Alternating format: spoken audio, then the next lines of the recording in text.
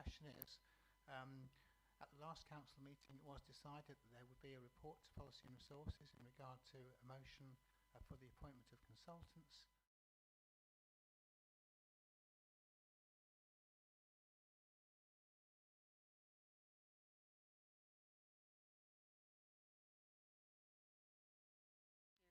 Do we have a response to that question from anybody on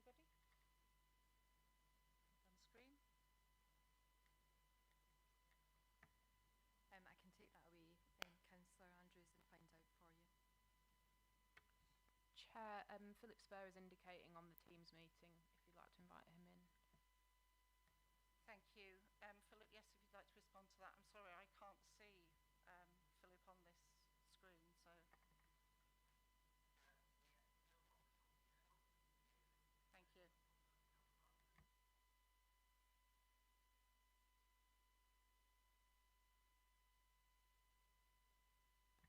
Thank you. Thank you, Councillor Andrews. Councillor Duncan? Thank you. Can I just ask, Chairman, obviously you mentioned that you weren't going to be chairing this working party. Are you going to be sitting on this working party as a member? It's not my intention to do that, no.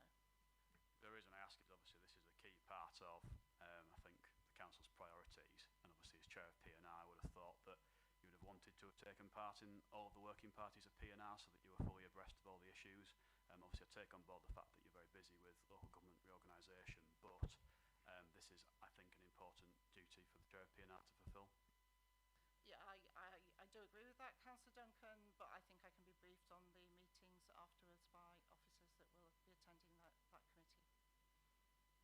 Just one final comment I would say is the only person in the room I think who has fulfilled the role of Chair of P&R is that sometimes you, I think, need to hear and see what members are saying at all times, so that you have a full understanding. A second-hand report from officers sometimes cannot, no matter how good that report might be, or informal conversation cannot give you a full understanding of members' priorities. So I would ask you if you could give serious consideration to being part of that working party. I think members would greatly appreciate it. Okay, thank you for those comments. I will consider that. Thank you. Sorry. Yes, so are there any other questions on the minutes of the local plan working party? No? Okay, well these are for noting at the meeting rather than for any approval, so we'll move on. There's been two meetings of the Livestock Market Working Party, one on the 16th of August and a second one on the 21st of September. Do members have any questions or comments on those from the minutes that you have received? Councillor Paul Andrews?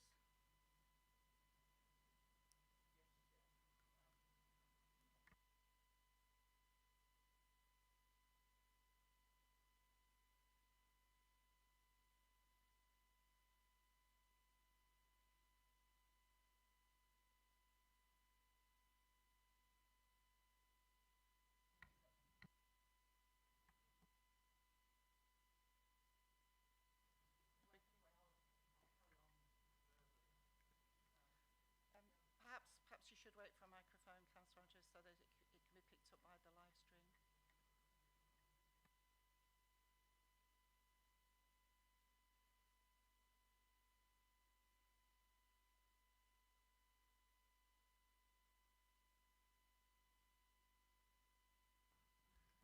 Thank you, Chair. Yeah, I did have a conversation with the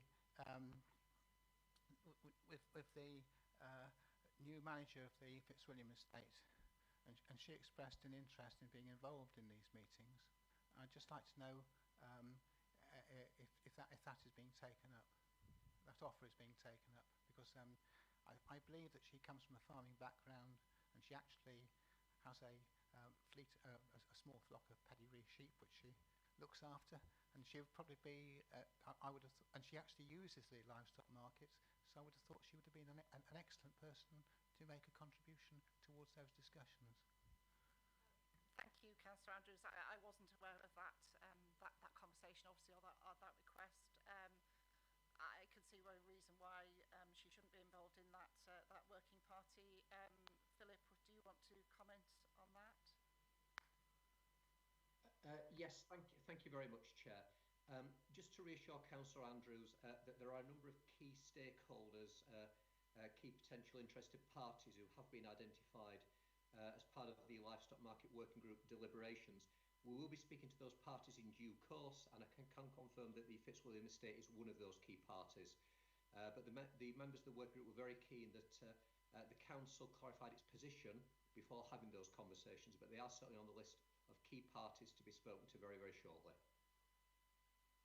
Thank you, Chair. Thank you. Councillor Potter? Yeah, thank you, Chair. Yeah, I've only just read these minutes, of course. I'm looking at under 19 on page 2. It says the need for member approval as a key stage was recognised, timescales, etc., etc. When exactly and what exactly will that member approval be? Thank you. Philip, would you like to come back on that, please?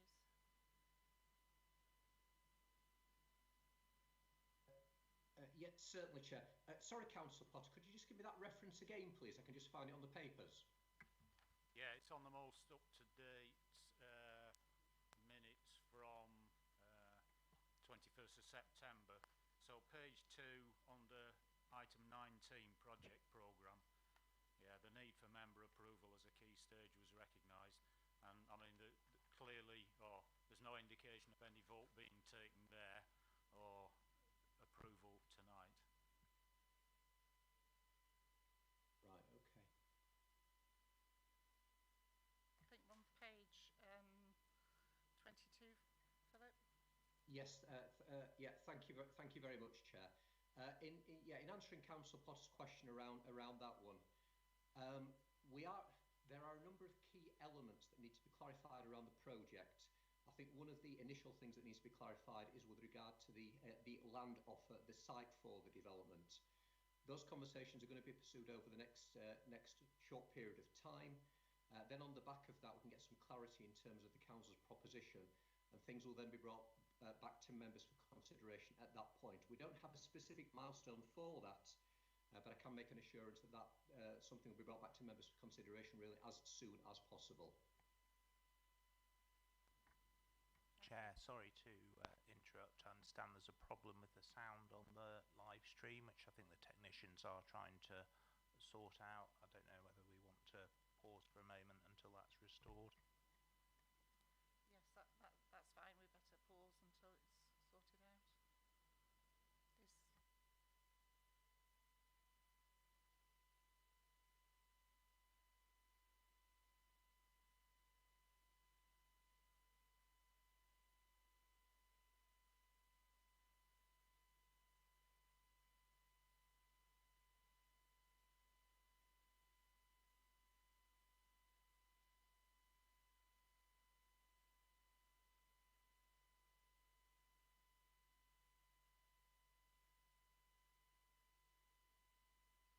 Apologies for this, members.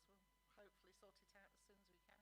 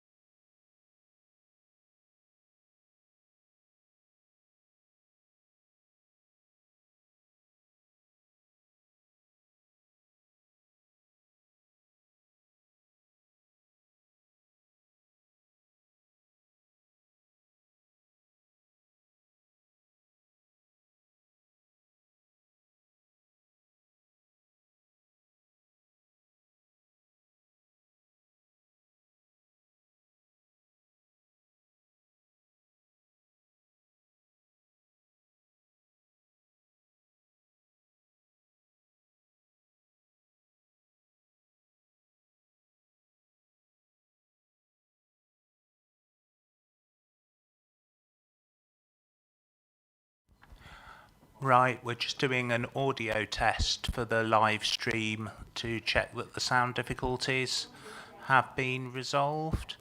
Hopefully, if we've got confirmation the sound problems have been resolved, we'll be able to continue with the meeting.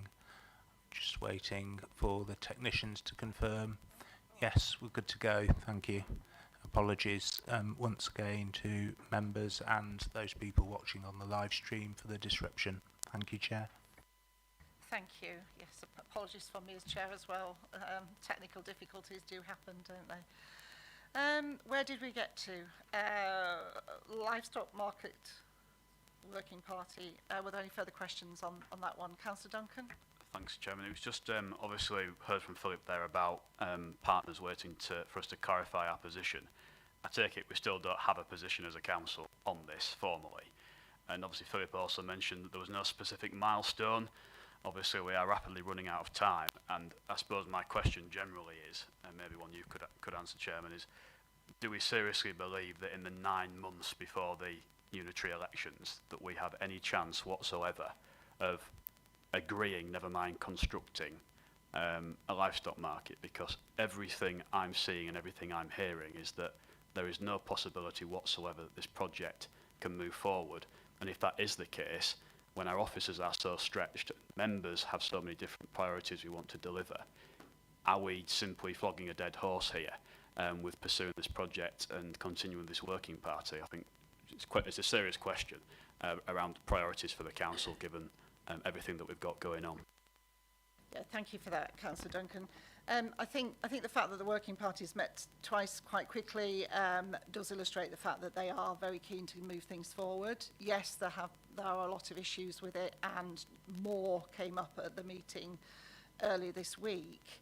But I think the programme of work that members of the working party were presented with the other night did illustrate that if those issues with the Fitzwilliam Trust can be resolved in a timely manner, that Align do have a programme of work which would not quite see the project fully built and open by the end of the tenure of this council, but very near to that point. So I understand what you're saying, and I think members do have priorities that they want to look at, and other priorities apart from the livestock market. But I do think at this point we should continue to pursue it. And I think there is also a will amongst the officers to work extremely hard on this project to try and deliver it. It's something that members have expressed a desire to see delivered. So I think it is perhaps too early to be abandoning the project at this stage. I appreciate your optimism, Chairman. There's just two further things I would say, which is we commissioned as a council, you'll remember, other people remember, Align to do a very comprehensive report that I think was budgeted to cost £50,000. I think it cost just slightly less than that. Obviously, we've now got Align back in on this project, working with us again. The last project did not take us to a point where members could agree a way forward. I understand, Chairman, that you are due to meet with several key stakeholders, auctioneers and farmers. I met with those auctioneers and farmers 2 years ago when I was in your position, and that did not take us any further forward with this project. I just again would just like to say that it just feels like history is repeating itself, and if that is coming at a cost in terms of time, consultancy, etc., that there may well be other things as a council which we might like to do in the short time that we do have left. I'll just throw that out there. But I appreciate your optimism on the project, and let's see what comes from the working party. Okay, thank you, Councillor Duncan. I do understand your cynicism, I think, about this project, but yeah, maybe I'm being very optimistic, but yeah, I also very much looking forward to the time when the council is going to get together, when members are going to get together to look at reprioritising the other projects that members have in their minds and on our books. But I think, yeah, we should be persisting with the livestock market for a while longer yet. Thank you. Councillor Potter? Yeah, thanks, Chair. Yeah, I can't remember exactly what the date was, but it's several years ago when members decided that this is what we wanted to do. And I think it's just a shame that under previous tenures of chairs of P&R that nothing was happening. And then suddenly we're left with this sort of rush at the end. but it's still members' wish that it happens. And as far as I'm concerned, that is an officer's job to carry out those wishes. And I hope they are keen to do that, if at all possible. Could I just also add a slight apology that I jumped to the next set of minutes of the working party, which obviously confused Philip Spur, because I was looking at, I'm looking at ones under item 8. Thanks. Thank you. Councillor Paul Andrews. Yes, Chair. I'm trying to share your optimism, particularly as the new manager of the Fitzwilliam Estate seems to have a totally different approach to the previous manager, and I have hopes that instead of the conflict of the past, there could be agreement between them. And I personally feel that if you have people on board like the Fitzwilliam Estate in whose interest it is to actually get them moved, then the quicker we'll be able to move forward. And that wasn't the case when Councillor Duncan was chair of this committee. Thank you, Councillor Andrews. Councillor Dockra. Yeah, can I just say, obviously I'm on the working party. It became very obvious this week and the previous meeting that we had that actually the offer of the land isn't quite as straightforward as it seems, and actually we're trying very hard to establish that the taxpayers of Rydel are not getting into something that actually isn't offering value for money. So whilst we're all keen to see this through to fruition, the Fitzwilliam, the restrictions on the land that they are offering us actually at the moment, I feel very strongly make this project untenable. The land is not unfettered. It is with, they're offering it at the moment with quite strong caveats in it, and I personally feel it would be foolish to drag Rydel or the new unitary down this road into something that actually we'll be spending £2.5 million on that we potentially in 5 years' time won't even own. So I think we are all trying, and the officers are trying, but I think the position of the Fitzwilliam estate and the farmers hasn't budged, and whilst we're keen to go forward, they're entrenched in their position, and I think we have to establish that actually this can go forward and offer value for money for the taxpayers of Rydel. Yes, obviously I would have to agree with that, and I do understand that further hurdles have been put in our way just this week. I do think we need to make the distinction, obviously, between the Fitzwilliam Estate and the Fitzwilliam Trust. We are talking about two different bodies, and I just wanted to make that clear.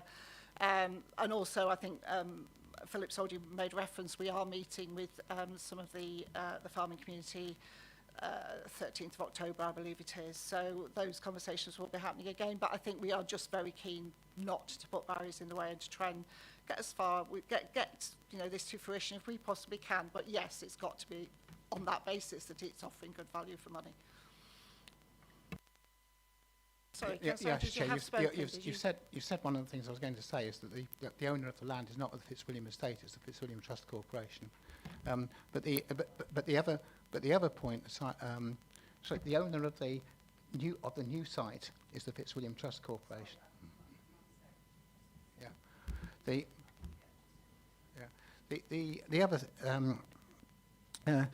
The other thing is I'll be very, very disappointed if we find that there are obstacles in our way set forward by the Fitzwilliam Trust Corporation, because it was the Fitzwilliam Trust Corporation which asked for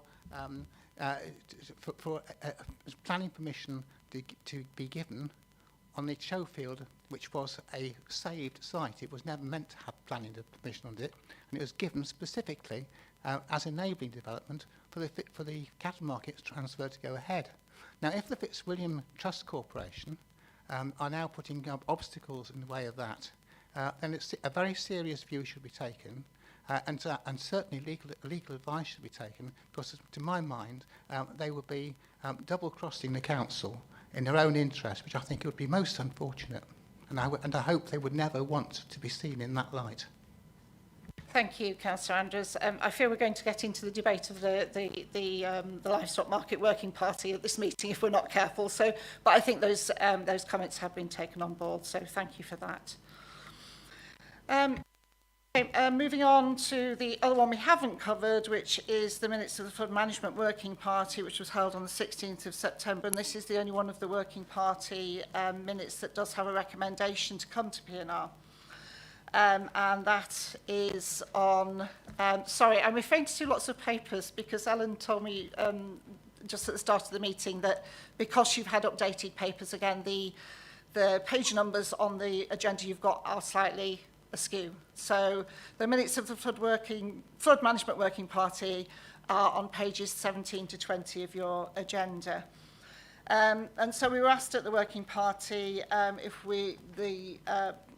to come to P&R, that an annual contribution of £5,000 is made to the Yorkshire Derwent Catchment Partnership this year in 2021-22 from the existing revenue budget that we have for flooding within the council, flooding related matters.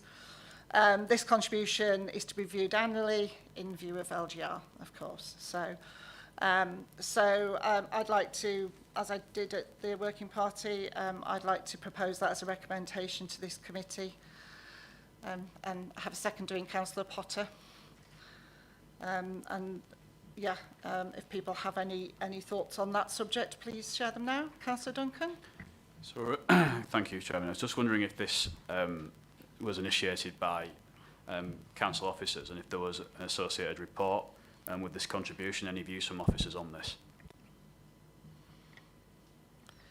I think the officer that put the report to us on this is not able to join us this evening for personal reasons.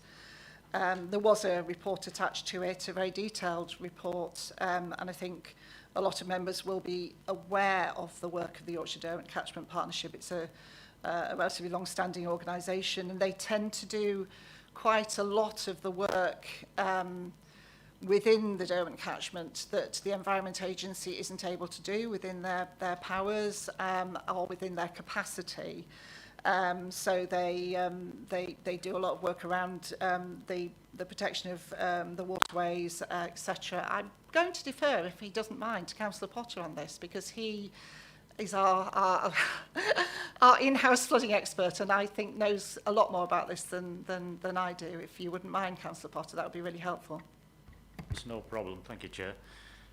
Yes, the Yorkshire Derwent Catchment Partnership. The Environment Agency is responsible for main rivers, and of course that only goes up to a certain point. So outside of that, in the top of the catchment, there's no direct area of responsibility. It's really shared between landowners, the National Park and Natural England, various others. So, of course, it falls outside the remit of a lot of the flood risk management authorities.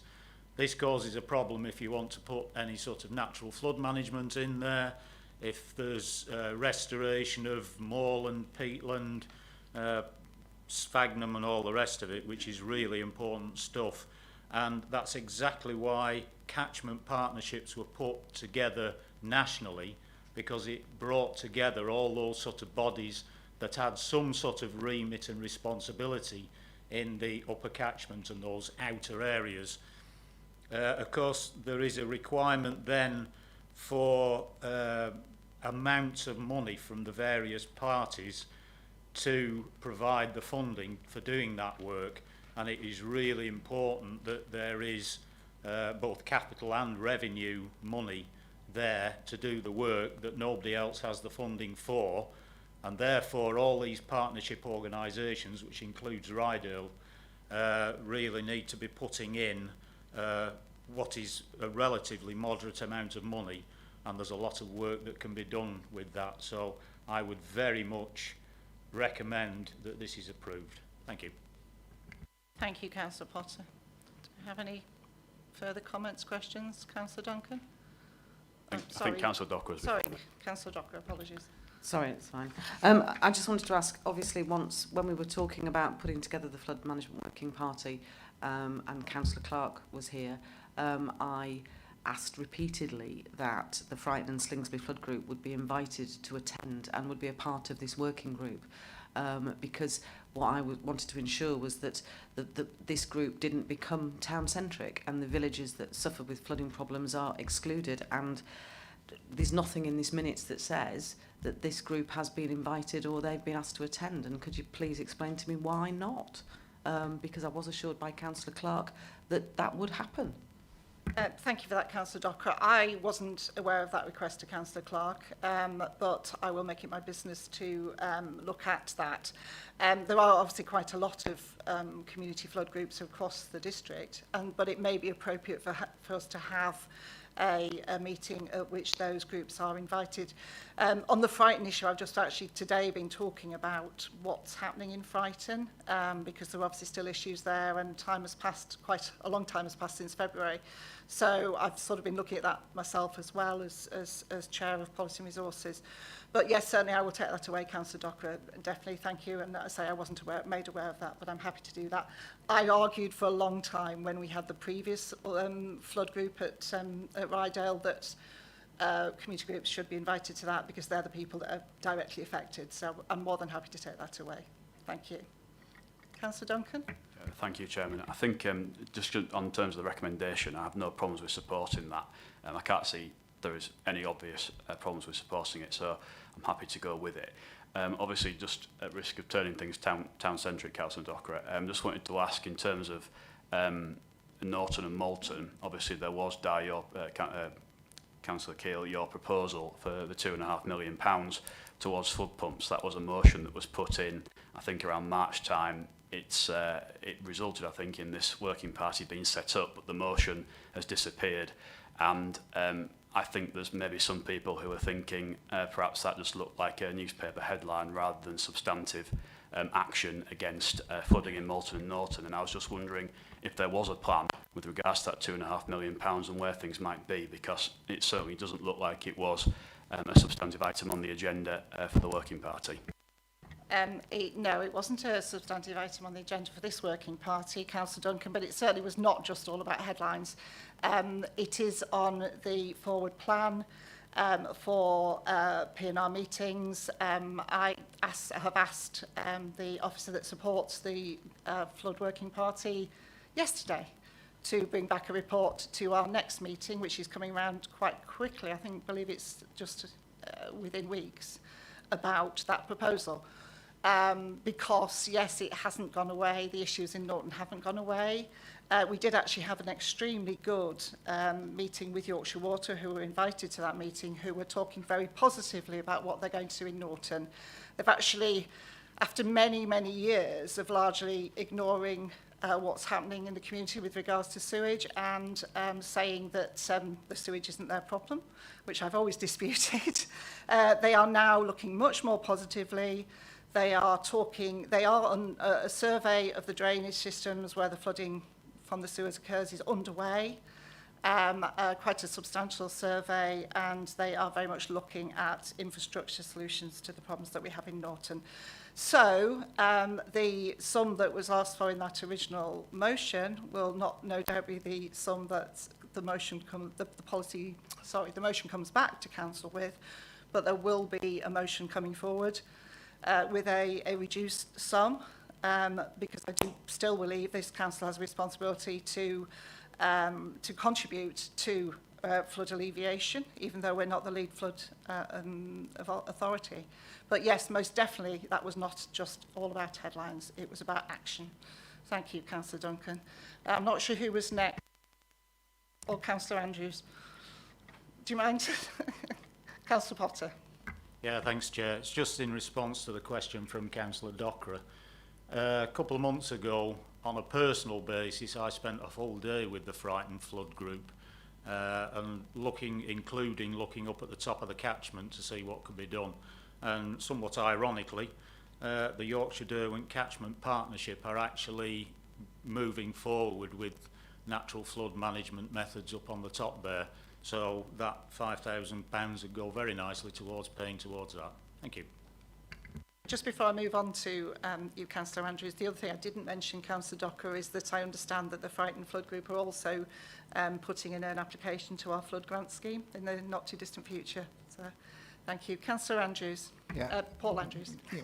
Coming back to Councillor Docker's point, Chair, if you recall, the Flood Management Working Party group did actually consider the documents I produced, which was the flood catchment area survey, which was done by some years ago, and we managed to ascertain that the officers did have copies of this. This had been circulated and would be updated, and that document, of course, relates to the whole of Rydel and not just to Morton and Norton. And the point was made that we should be looking at the whole of Rydel, and that was accepted. Thank you, Councillor Andrews. Do we have any other points on these minutes? No. Well, the recommendation to this committee has been proposed and seconded. Could we vote on that, please, members? Those in favour, please.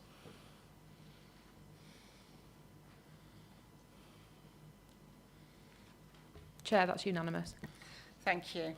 Thank you very much. So I think now we need to just note and accept the minutes of the working party. We don't need to vote on those again, Simon? They're just noted? Yes, just to be received and noted, Chair, so that can be done by general affirmation. Thank you. Okay.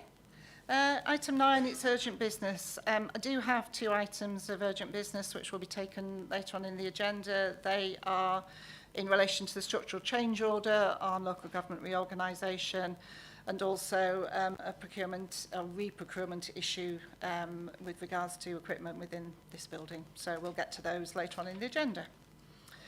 Okay, moving on to... Chair, can I just ask, obviously, under previous chairmanship, and I can't hold you to account on that, but there was frustration voiced by, I think, members of different political groups on this committee about urgent business coming forward, which should not seem to be genuinely urgent and without any background information whatsoever. And as far as I'm aware, we haven't had any background information on those 2 items of urgent business that you've mentioned, not even an email or anything like that. And again, we've been sprung upon as 2 items with no notice and no information. Why is this happening at every single meeting? And I understand it's your first meeting, but this should not be happening on this regular basis. It is not good for decision making, not good for transparency, and I think something needs to be done about this because it's becoming a really persistent issue. Have we got any information on these 2 items, and are they genuinely urgent items of business? Yes, I believe they both are. Obviously, the one about the structural change order is part of the local government discussions that are going on. As I think all members will be aware, it's moving at pace. And the deadline for the information to be submitted to the Minister is, I think, somebody's going to have to help me with this. Was it?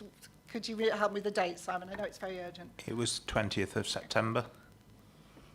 So in that case, there was not time really to consult a great deal. Group leaders did get an email asking them for views on the matters that are included in this item. So they aren't things we're deciding tonight, they're things that have already been decided? No, they're things that have already been decided, okay. As is the second item, because it was a matter referring to procurement, and a decision had to be made on it by the 1st of October. So they're not for decision tonight. That's fine, because I've seen those documentation. I thought there was 2 new decisions which were urgent business. Obviously, there is scheduled on the agenda later where we will receive those urgent decisions that have been taken by the Chief Executive.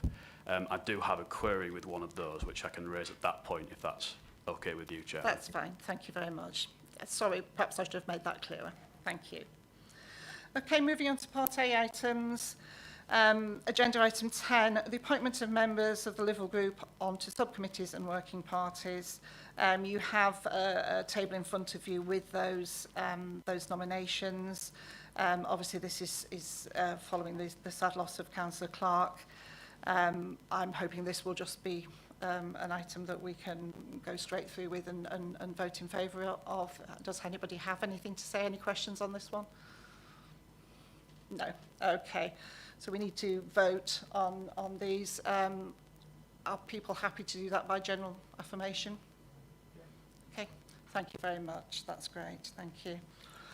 Moving on, item 11, the security contract, October 2021. Kim, this is on pages, sorry, I'm just getting the right pages for you members, 25 to 32, and Kim is taking this one forward. Thanks, Kim. Thanks, Chair. So the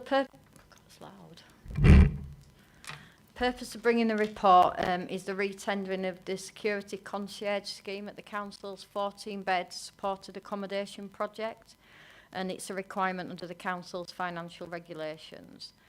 The Council has been working with external providers for security services since the project opened 8 years ago. The project provides 14 rooms for those with high support needs. It's owned and managed directly by Rydel Council, with funding from NYCC for support at the project. The Council employs staff from 9 a.m. till 9 p.m, 365 days a year, and the project is then covered by security concierge provider for the evening and overnight period till 9 in the morning. The project often accommodates vulnerable 16, 17-year-olds, sometimes those with substance or mental health issues, people with low learning difficulties and disabilities who require an element of on-site housing support. The current contract ends shortly, and we envisage that the cost may reach 50k.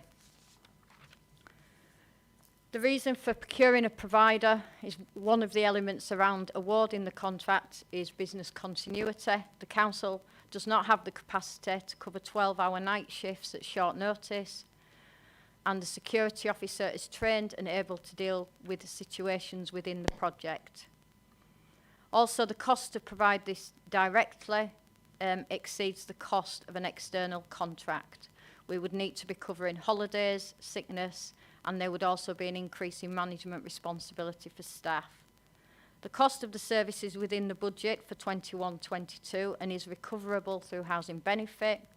Concierge security services are an eligible housing benefit cost. I have included at Appendix 1 a brief summary of the service specification just to give members an idea of the role of a security officer at Derwent Lodge in order to ensure we attract providers, and through advice from NYCC procurement it was recommended the contract should be for a 2-year period with the option to extend. It is therefore recommended that committee approval be given as required under Financial Regulation 13.9 to undertake procurement for security based on anticipated spend of approximately 50k per year for a period of 2 years with the option to extend, and enter into a contract with the successful supplier following a compliant procurement process. Thank you, Chair.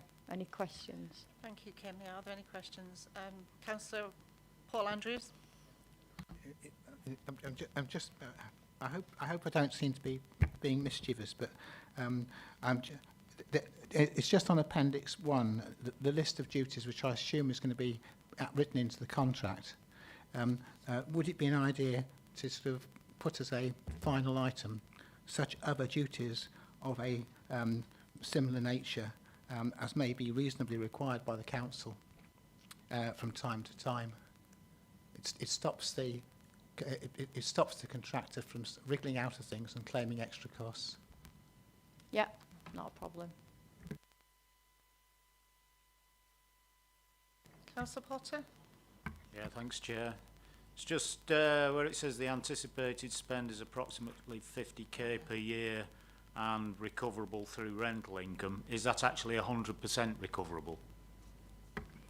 It is at that project because it's 100% fully subsidised from, well, it's still government funding, but it's central government, not local government funding, so yeah. Thank you. Do we have any other questions from members? No? Okay, thank you. So that's the recommendation in front of you. I'm happy to propose that from the chair. Do we have a seconder for that? Councillor Arnold. Thank you. Those in favour?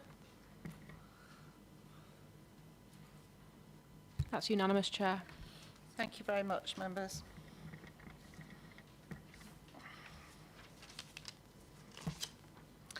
So we're on to Part B items now. Matters referred to Council.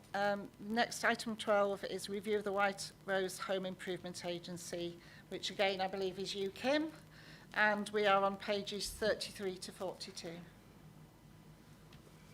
Thank you, Chair. So the purpose of the report is to provide an update for members on the Home Improvement Agency partnership with Scarborough Borough Council and agree to the partnership continuing to March 2023. The Home Improvement Agency is an in-house service provided through a joint committee arrangement with Scarborough Council, and they act as the employer. This has been operating for the past 9 years. Rydel monitors the budget spend through the joint committee with officer and member representation and on a quarterly basis with other external stakeholders. The current partnership arrangement will be looked at again as part of the local government review.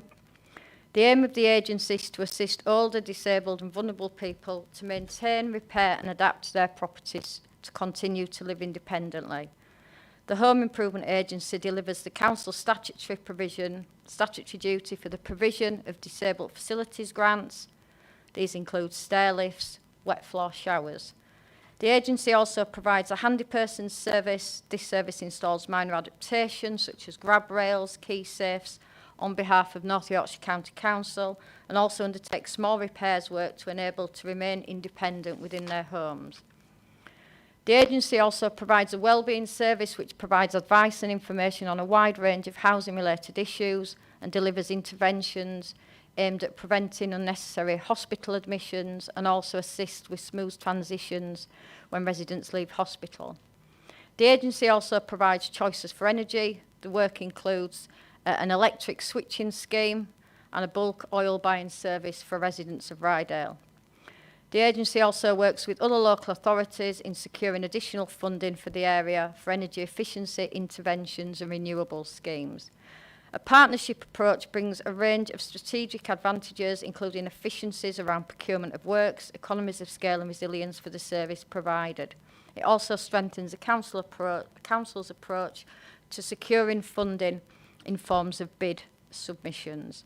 The majority of the cost of this service is delivered through the Better Care Fund allocation. For 21-22, this is £662,419. The cost of the service I've tried to illustrate at 6.13.4.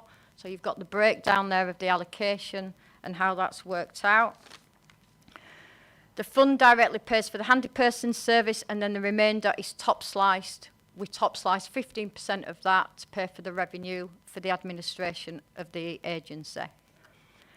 There is a revenue contribution for Rydel towards the cost of providing the service, for which we have a budgetary provision, and this has remained fairly constant over the past 9 years, as the Better Care allocation has increased, resulting in an increase in the top slice towards the overall cost. So over years, her staffing might have increased with pension contributions as the Better Care allocations increased, so has that 15%. So the net cost to Rydel has remained constant. The Home Improvement Agency has also received national recognition for the work it does and is often used as a good practice template. I have listed in the report at 6.15 the key priorities for the agency, and I do think more could be done around the promotion of the service on offer to the Rydel community, because we do sometimes feel people think it's not Rydel's because it's Scarborough's the employer, but this is Rydel's Home Improvement Agency. You'll see from the report that the outputs for 2021 are lower than they have been for previous years, and I think people will understand that this was due to the pandemic. The service works within the homes of some of the most vulnerable in the community, and for a significant period of time in 2021 they were unable to operate.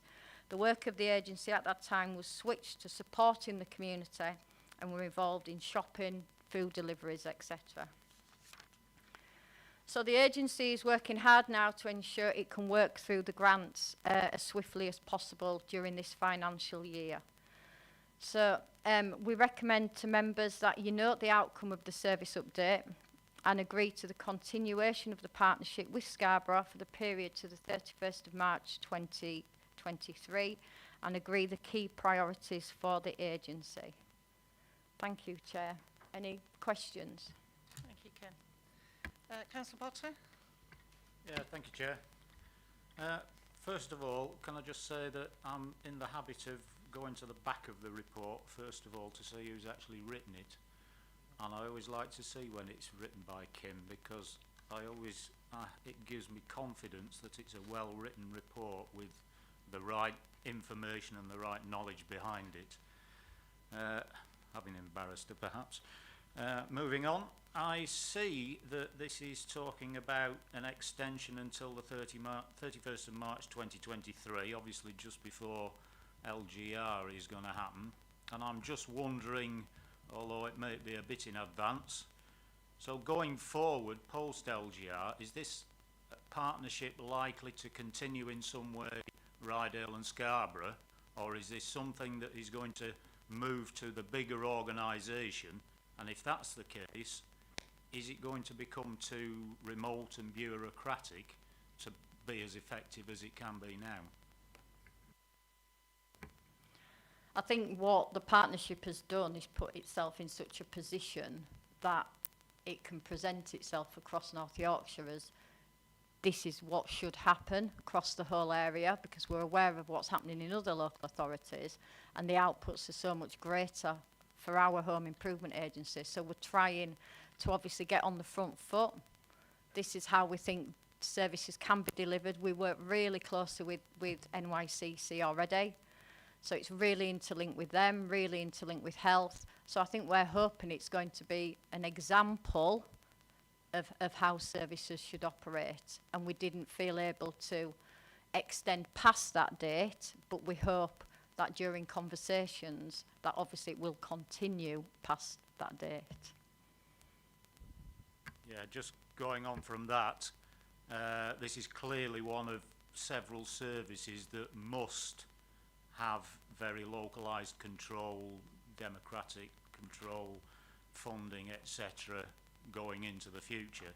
So that's just one of those things that I would like to hear about what is happening about local government reform, which I've heard absolutely nothing about. But, you know, obviously planning, social housing, waste, and it's that sort of thing. And we really need to have some detail about that. Another question on, I can't say what page 29 because it's all changed.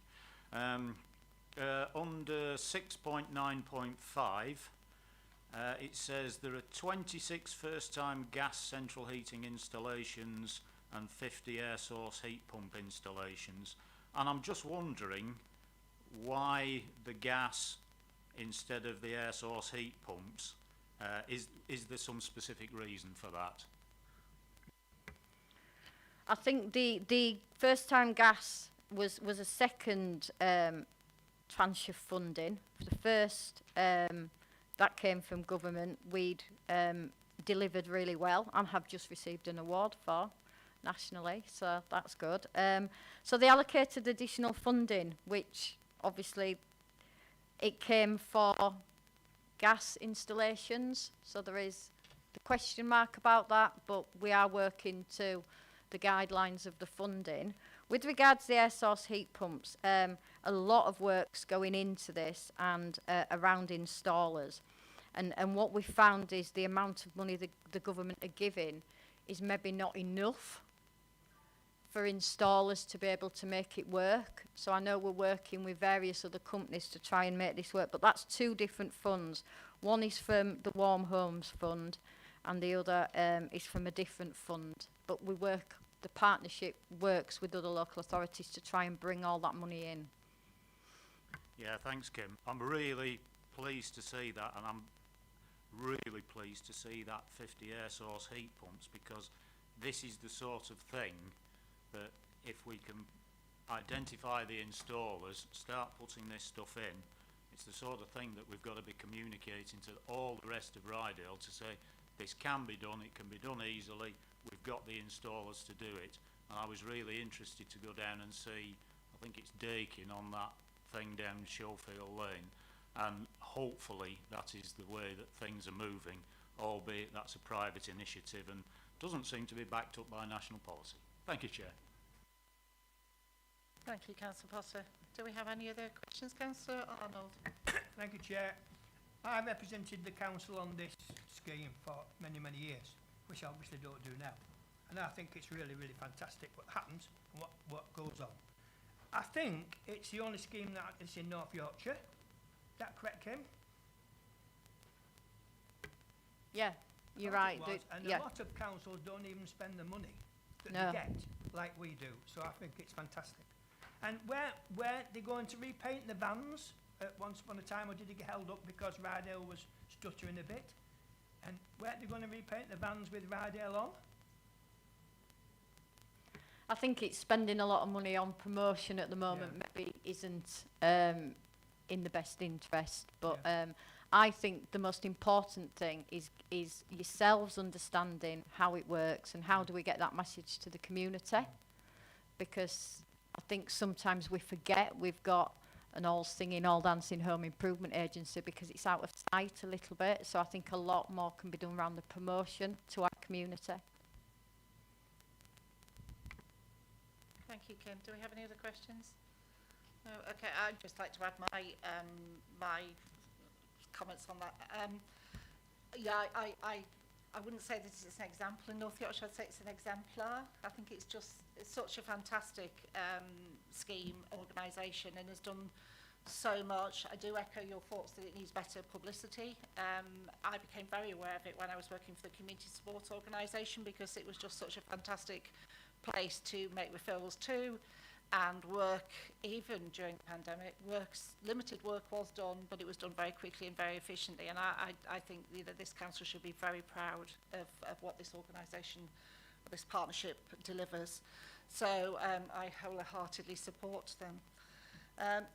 So if we've got no more questions from members, you've got the recommendations in front of you. As Kim has said, that we note the outcomes of the service update. We agree consultation on the partnership agreement with Scarborough, the continuation, sorry, not consultation, of the partnership agreement with Scarborough Borough Council in respect of the White Rose Home Improvement Agency for the period to the 31st of March 2023, and that we agree the key priorities for the agency, which are on, I think, page 40. I'm happy. Sorry, Councillor Andrews? Thank you. Do we have a seconder? Councillor Potter? I'm hoping this will be one we can do by general affirmation again. Yeah, there's lots of nodding of heads, so thank you. Thank you, members. Item 13, climate change and energy efficiency measures for the Railway Tavern and future council schemes. We're making you work very hard tonight, Kim. I think this is you again. Sorry. Yes. Thank you, Chair. So this report is to provide members with an update on climate change and energy efficiency measures relating to the refurbishment of the Railway Tavern and future proposals within the 3-year development programme. Members will remember in September 2020, P&R Committee approved a development opportunities and 3-year housing development programme for the Council. And in order to improve the schemes within that, the Council needs to look at the effects of climate change and energy efficiency of the properties. The original brief to the architects was to provide self-contained accommodation and to consider climate change and energy efficiency measures wherever possible. The building sits within a conservation area and has very little outdoor space and is restricted internally by the differing levels in the building, affecting floor and ceiling heights. In overall sustainability terms, it's bringing back into use a facility that would otherwise have deteriorated and posed a blight on Commercial Street and Church Street. The reuse of the building rather than whole-scale demolition and rebuild is part of reducing the carbon footprint of this development, as is using a local contractor. As part of the process, the Council has had a carbon assessment undertaken for the design stage of the development at Appendix 1 to show the whole life cycle carbon assessment of the project. The report confirms the advantages of the refurbishment in terms of embodied carbon compared to a typical new build when constructed. The refurbished development also offers potential for reduced carbon costs if the grid decarbonises in line with government promises. So energy efficiency measures within Railway Tavern. So I have included some there: wall, loft insulation to current building standards, all new doors into individual flats, external and externally where required, replacement of existing and new windows with double glazed units, floor insulation enhanced where possible. Lighting will be all new controls and LED. Water pipes will be lagged where required. Boilers will be fuelled by electricity for water and heating. PVs will be installed to provide electricity to run the communal areas and the small office space. Low flow water fittings and shower heads will be provided in the bathrooms. Smart meters will also be installed to the individual flats to monitor energy use. So we have looked at renewables because obviously we did want to do more. It's a council scheme. So we've looked at PVs and as I've said, there's only a certain amount we can get on the roof, so that allows not for all the flats to be fully covered.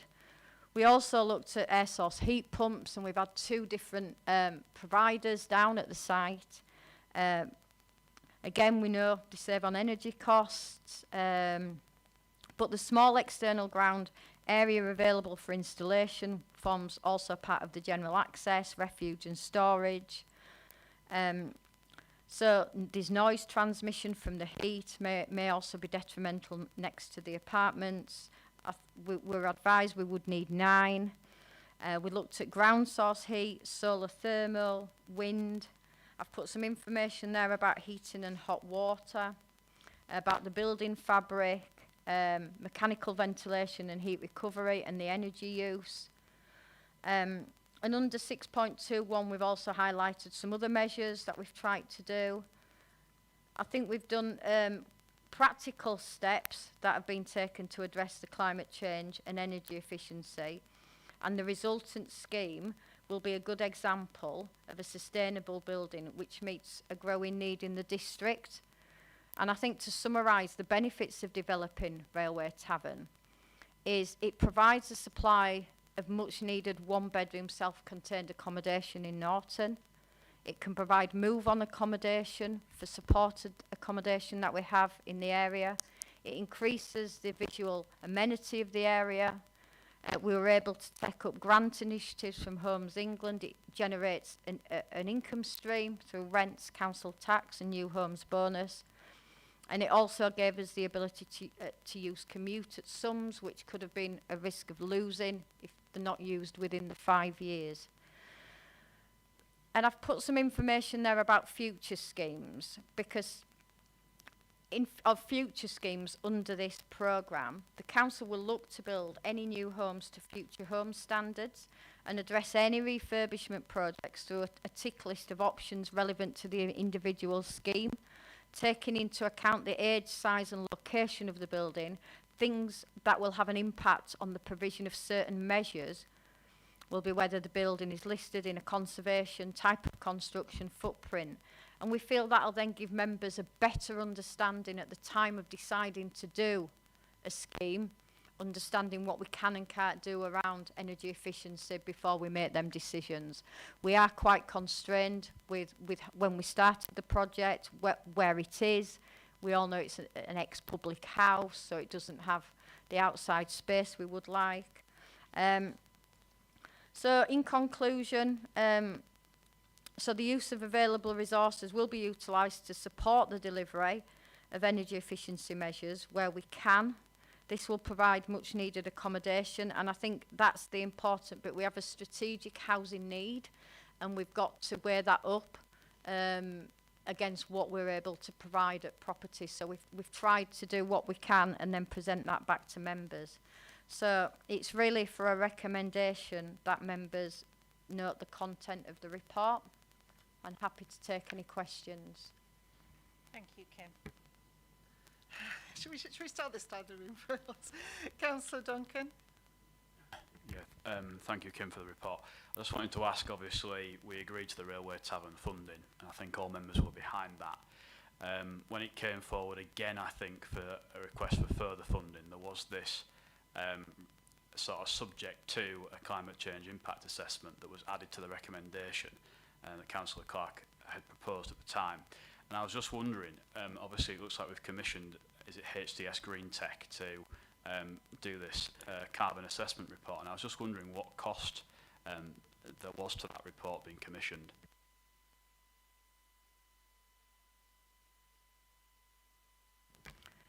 I know it wasn't a significant cost, but I don't know the actual cost, but I can find that out for you and let you know. That would be great if you could, Kim. The only reason I ask is, obviously, it appears to me, and correct me if I'm wrong, that there was already a range of things in terms of energy efficiency which was factored into the original plans for the scheme at the time that members first agreed to go ahead with it. And I was just wondering if there was anything substantive that had come out of that report which we commissioned, even if it was at a small cost, that has materially changed the original construction scheme which we'd looked at. Because a lot of the things are simply saying, this is not viable, that can't be done for X, Y and Z reason. There's a couple of things in there around photovoltaics and also around smart meters, but they seem to just be obvious things which we probably looked at the time of original agreement to construction. It was just if there was anything actually that report has told us which is different to the original plan. I don't think it's given us anything additional, but it did focus us to obviously do everything we could, probably over and above maybe what we would have done, and the amount of time we've spent trying to get extra renewables in there, if I'm being honest, than maybe what we would have done. But when we received that report, I think it was just highlighting that members had made the correct decision in doing a retrofit as a and why that was a good idea, really. So it supported the decisions that I think we'd made. Thank you, Kim. Councillor Joy Andrews. Thank you. Just going on from what Councillor Duncan said, and this report, is it going to be constructive and positive to looking at other things in the future? So it wasn't necessarily a waste of public money to do this. No, is that putting you on the spot? Well, it backs up. It makes you confident in what we are doing, and it backs that up, and it gives us the ability going forward that actually what we're doing as a council it is correct, because we've now got an expert to actually look at something, so we can use elements of that, like I've said in the report, as an exercise, so members can have that full picture at the start, which we probably didn't provide you with if we go right back to when we were asking you to purchase the Railway Tavern. In future schemes we will do that, because we would have probably said at the time there was quite a lot we couldn't do, but at least you would be making an informed choice as opposed to finding that out afterwards. Councillor Potter. Yeah, thank you, Chair. Yeah, just following on from that, I'd like to think that was a good start for Rydel to learn about carbon assessments, find out who's out there who can do this sort of thing, what sort of recommendations they come up with, and of course we need to look at whether it's value for money, but it's something that really needs to be done. And of course I'm slightly disappointed but it's understandable that so little can be done based on the fact that it is an old building and the position of it and that sort of thing. Again, I would like to see that this sort of stuff is communicated with the general public, because and that includes an honest appraisal of the potential problems with retrofitting old buildings, what can be done, what can't be done, because people need to know the sort of costs, what they can do, what they can't do.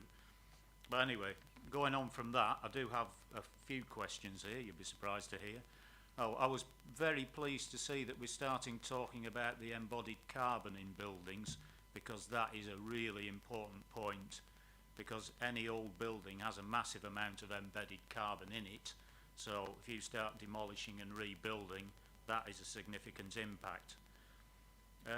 First, when I'm now getting around to the actual questions, I was wondering about the air source heat pumps. Would it not be possible to put one or maybe two in, just to provide for the communal and office areas? Was that looked at? Obviously, you know, there wasn't room for the 9 for the individuals. Yes, we originally, and I think that's why we said we went with 2 separate providers, because we didn't want to accept the first answer, so we went back again.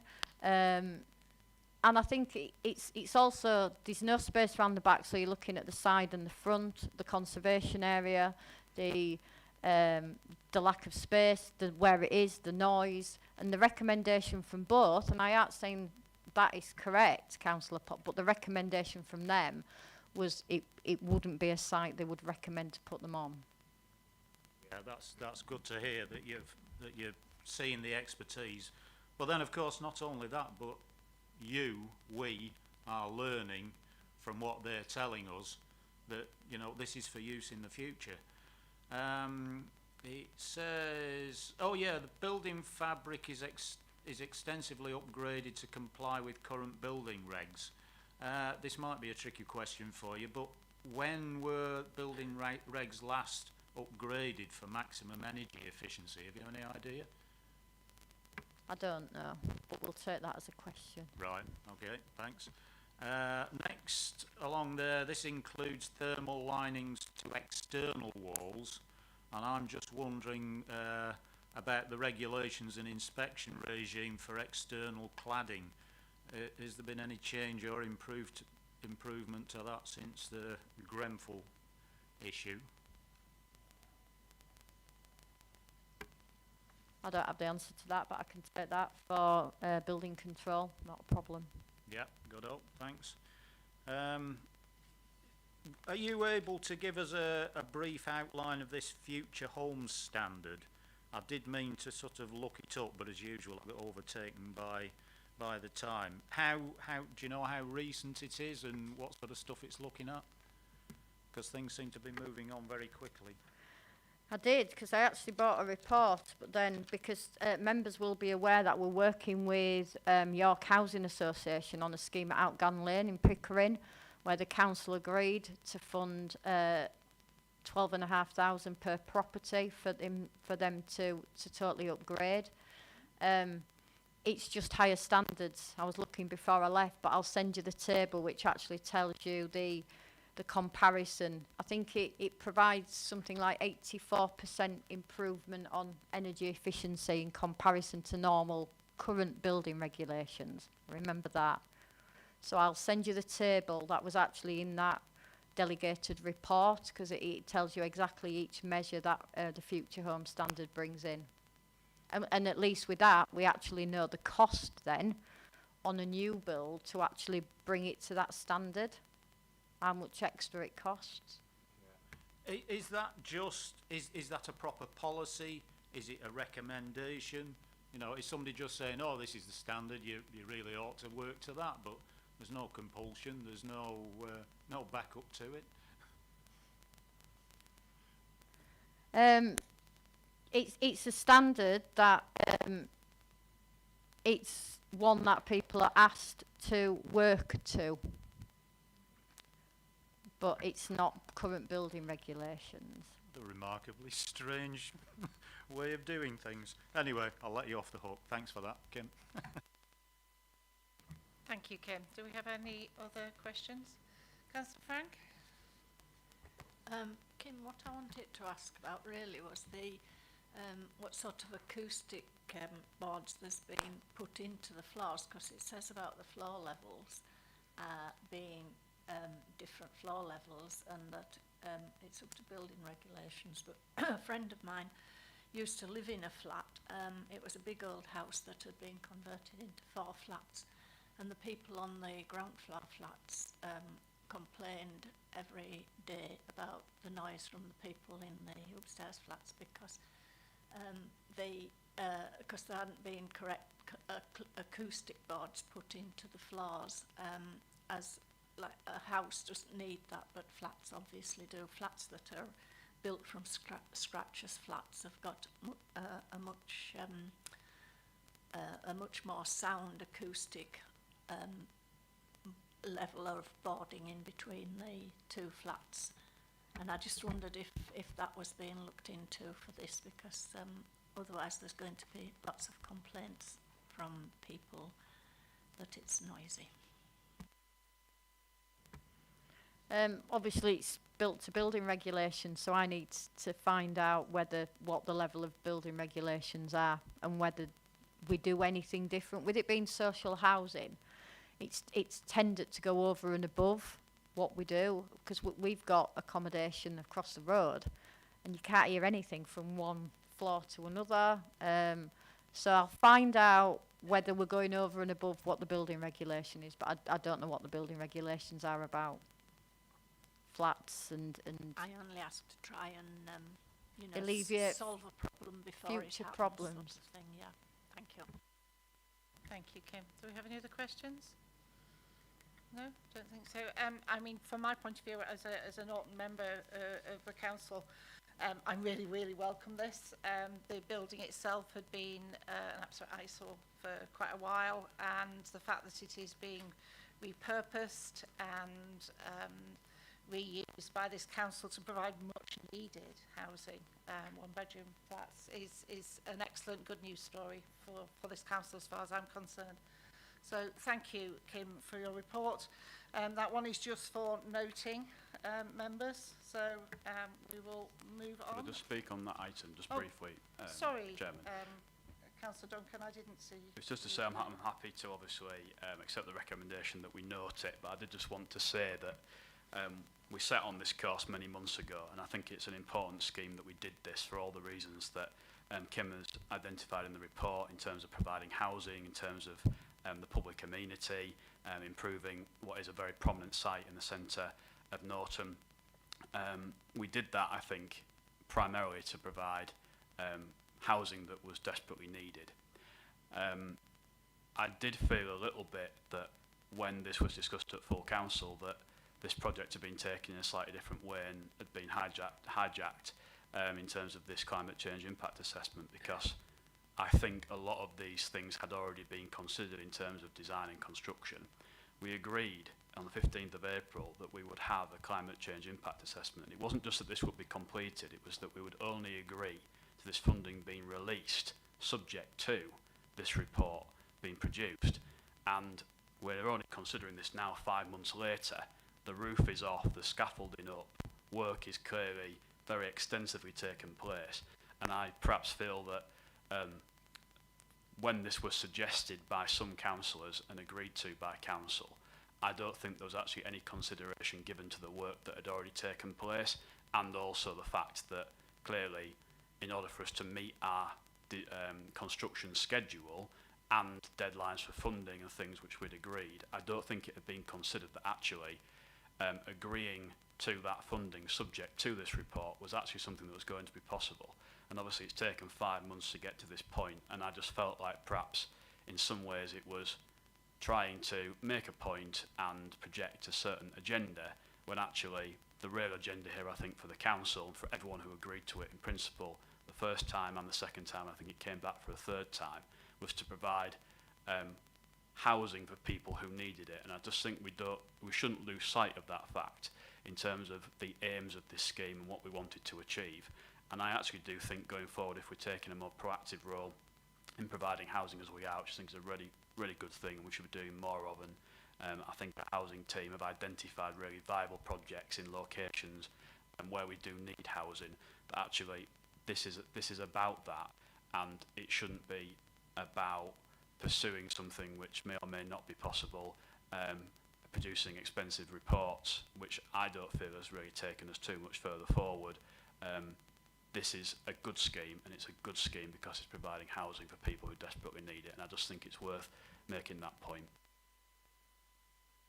Thank you, Councillor Duncan. Yes, I completely agree. This is about providing housing for people, but I think, as Kim's already said, it's also the report whatever we feel this scheme has gained from it, it is not going to be wasted, because we're also going to be able to reuse it when we're going forward with future projects. So I think that's also worth mentioning. So thank you.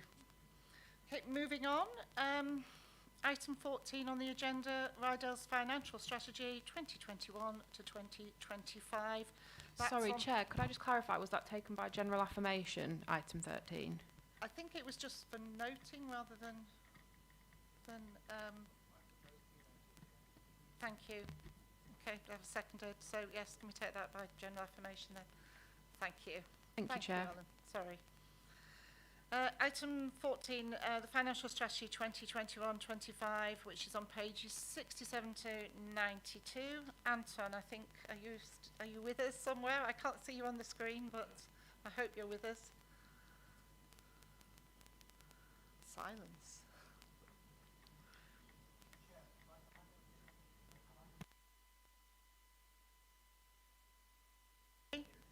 Have I got a different numbering system to you? Yeah, as I explained at the start of the meeting, Councillor Andrews, you've had an updated agenda, and so the numbers on the front pages aren't the same. So that's why I'm saying which pages they are. So it's 67 to 92 for this one. Have we got Anton with us? It looks like we have got Anton with us, Chair, but he's not appearing on the screen. Can we at least hear him?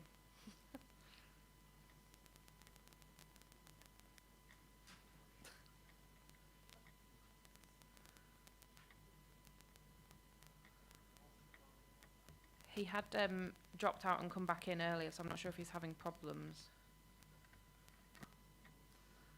Can we see if we can get hold of Anton, and in the meantime, maybe, yeah, I'll do that, Chair. Maybe if we move on to the next item, and then can you hear me now? Oh, we can hear you now, Anton. Yes, brilliant. Okay, sorry, I don't know what happened there. Thank you. Okay, yeah, apologies for that. Right, this is the financial strategy, so it's quite a large paper, but I'll try to go through it as succinctly as I can and try and summarise the key points.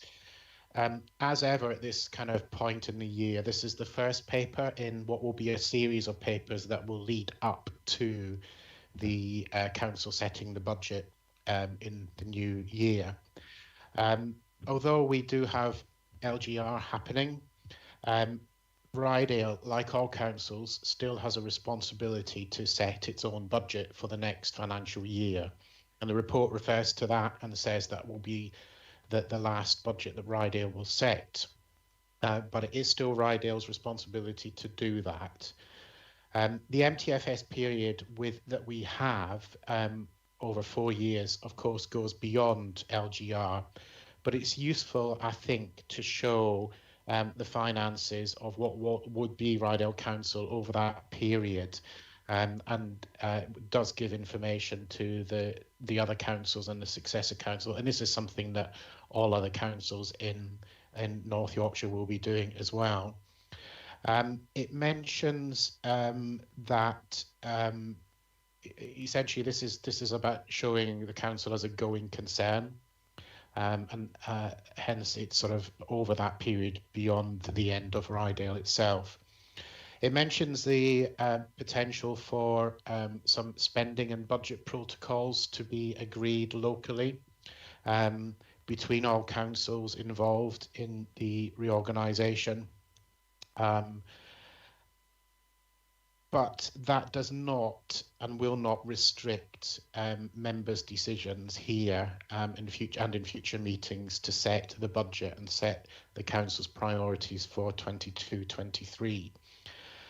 There will be costs pertaining to LGR. We know that, but we don't know what they will be at this stage. But again, it's worth highlighting that.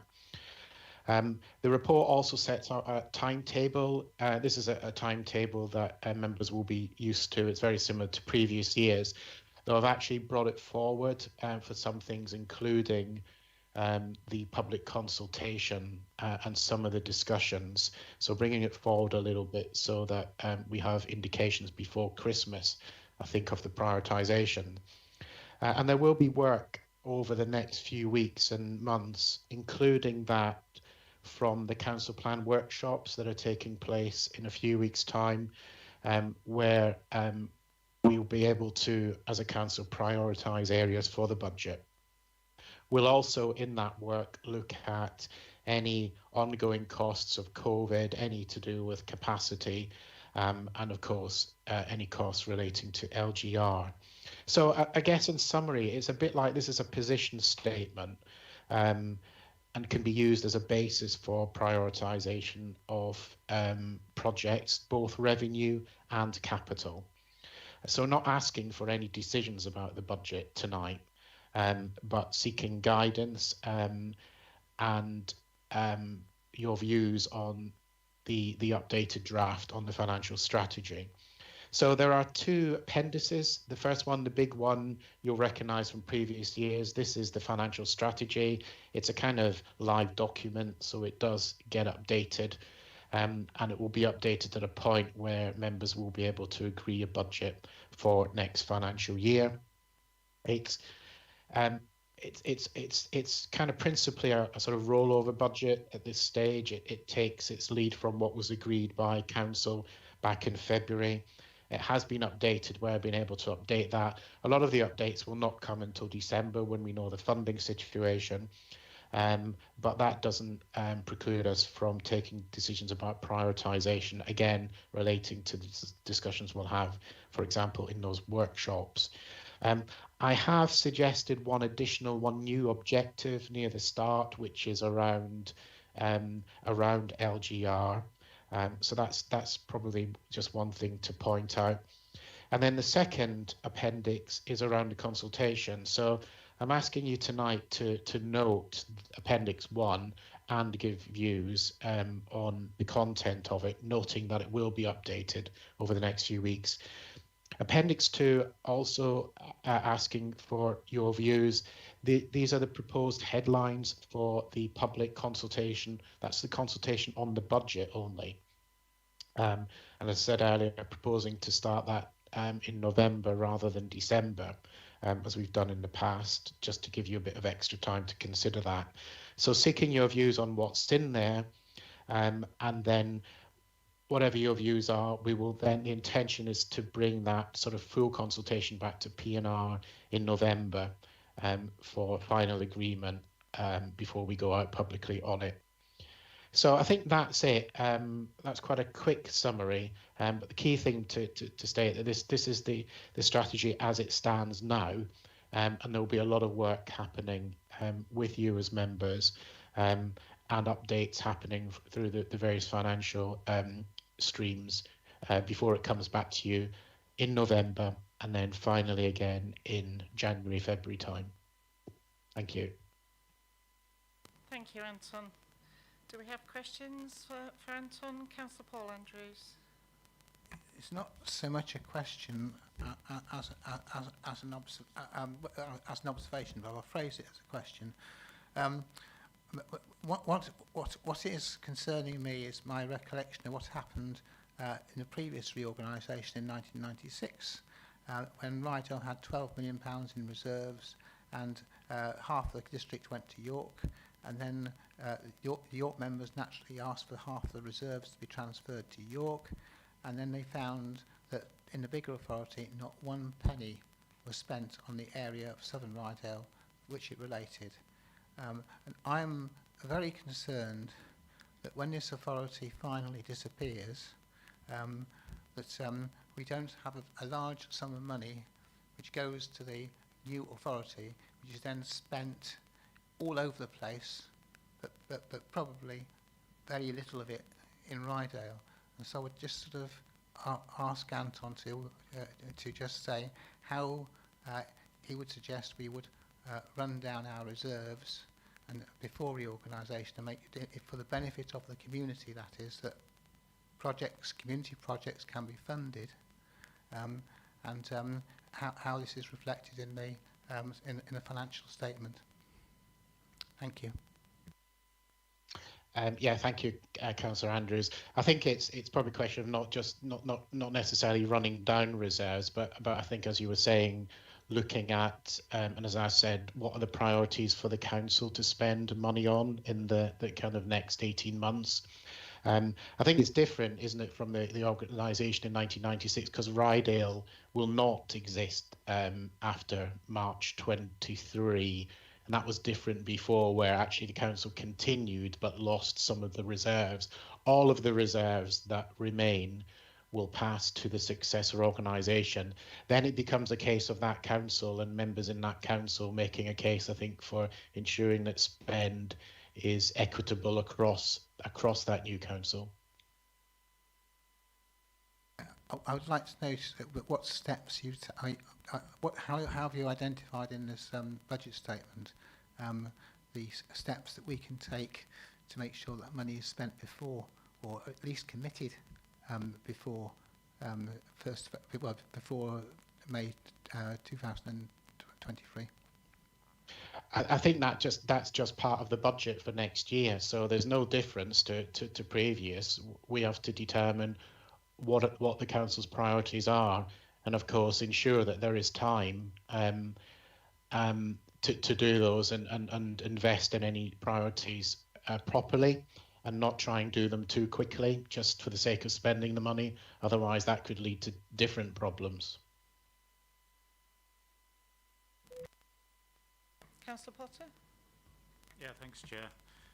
Yeah, there are a couple of sections, 7.15, 7.17, where we've got mention of green waste and the budgets around that.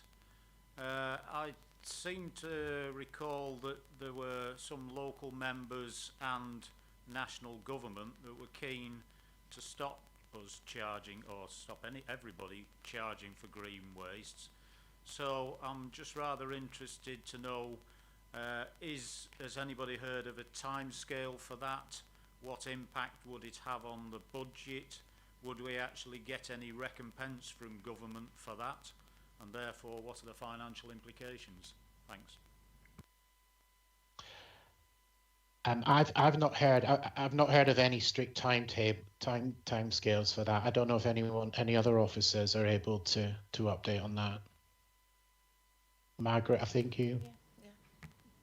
Yeah, so the Environment Bill, so obviously the date for that is 2023, and the officers are doing, obviously there was a motion to council, obviously, about green waste, so the head of service is doing a report which will come back to committee to discuss that and look at the cost that that's going to be.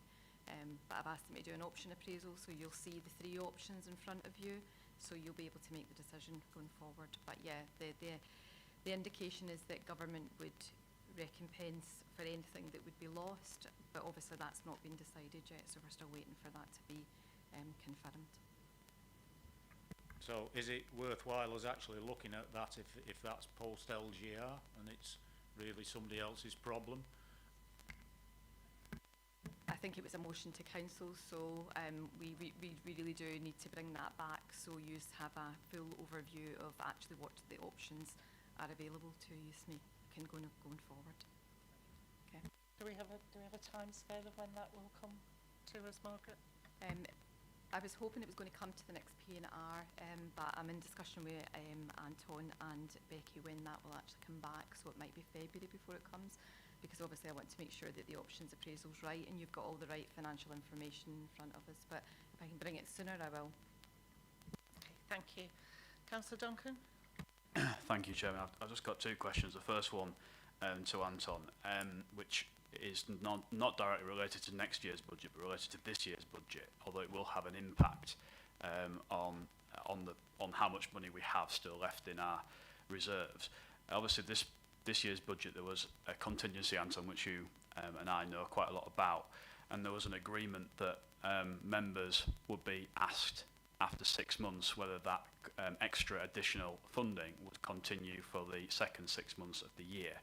And it was on the forward plan for this meeting that this item would come here for members to agree. And my question is that extra capacity now not needed for the 6 months, the second 6 months of this year? If it is needed, then why have members not had that report to consider it at this meeting? Yeah, thanks, Keane. I think there's a number of reasons, principally around the LGR announcement is a key one. So what we're trying to do identify at the moment is what are the ongoing COVID costs. We think there will be some of those, but it's a case of whether we can contain those within existing budgets or not. And I think if we were to bring, I don't think I could have with confidence brought a report asking for additional funding at this stage until we had further information in terms of those costs, and also in terms of what might the impact of LGR be. So the next report that will come to P&R will pick up the Q2 monitoring, so that will give us a better indication, and we'll be able to play those into any further discussions. But again, the short answer to your question is, I think there will be some additional COVID costs ongoing. The question is whether they can be met from within existing budgets, and I don't have the answer to that at this stage. Thanks, Anton. Obviously, with respect to you, the decision that members took at full council was that any additional expenditure will be subject to approval by members. And obviously, what you've just said there is that there is likely to be additional costs relating to COVID and extra capacity funding that's going to be incurred, which we think might not be able to be covered by existing budgets. There was an express decision taken by full council that we would make a conscious decision as a council whether to continue with that expenditure, and we're not able to do that. It seems to me that you are suggesting we will incur that expenditure and then see whether we can mop it up from existing budgets, rather than as members us considering what capacity is needed and where, what costs are being incurred and on what, and for us to be able to make a decision. So I'm really not happy about this. I'm extremely disappointed, given that it was part of the forward plan. You knew, the Chief Executive knew, the Chair of P&R, both the current one and the previous one, also knew about this requirement. I mentioned it on several occasions, and this does not seem to me to be a good way of managing finances, and actually seems to be in direct contravention of a decision that has been taken by full council. So, safe to say I'm really not happy about this. I don't know how it can be rectified, but it seems to be, I think, a failure of political leadership, and also perhaps of our professional officers in terms of providing the information that members asked for. I don't know where we go from here, but it's just, I don't think, good enough at this point in time to be told that there is no report without any explanation whatsoever prior to this meeting.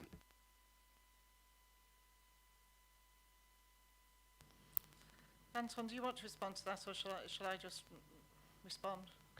I'm happy to respond. No, I don't think there's anything more to say. Okay, thank you. In response to that, my view would be that I think it's been made abundantly clear, and I think it is clear to members that the situation with COVID is still very uncertain, and so I think it's quite hard for officers to predict what those costs may be. And certainly, again, on LGR, we are not being informed as what the costs of that process will be. And I think it's really hard for Anton to be asked to provide a report when there are so many uncertainties in it. Councillor Duncan. I think with respect, Chairman, it's the very fact that there is uncertainty is why we should have information. We should have a report explaining and outlining this. There was a decision taken by full council, and you're saying, my view.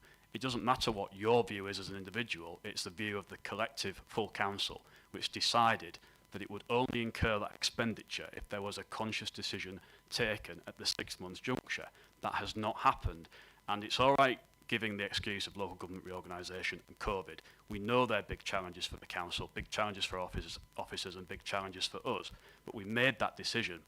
It was done only, and I was leader of this council at the time, and I take responsibility for the decision that we took, was the fact there was going to be uncertainty is why I didn't agree, and the council didn't agree, for this funding to be there for a full year. We agreed for it to be 6 months so that we could review the situation. So it does not make sense to now be told it's still uncertain and we can't make a decision. It was precisely because of that uncertainty the decision was taken by members that we wanted that information.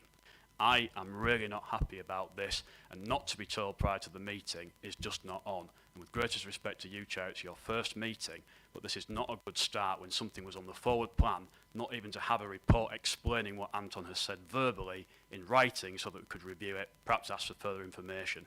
It is not how we should be doing business and managing finances in this council.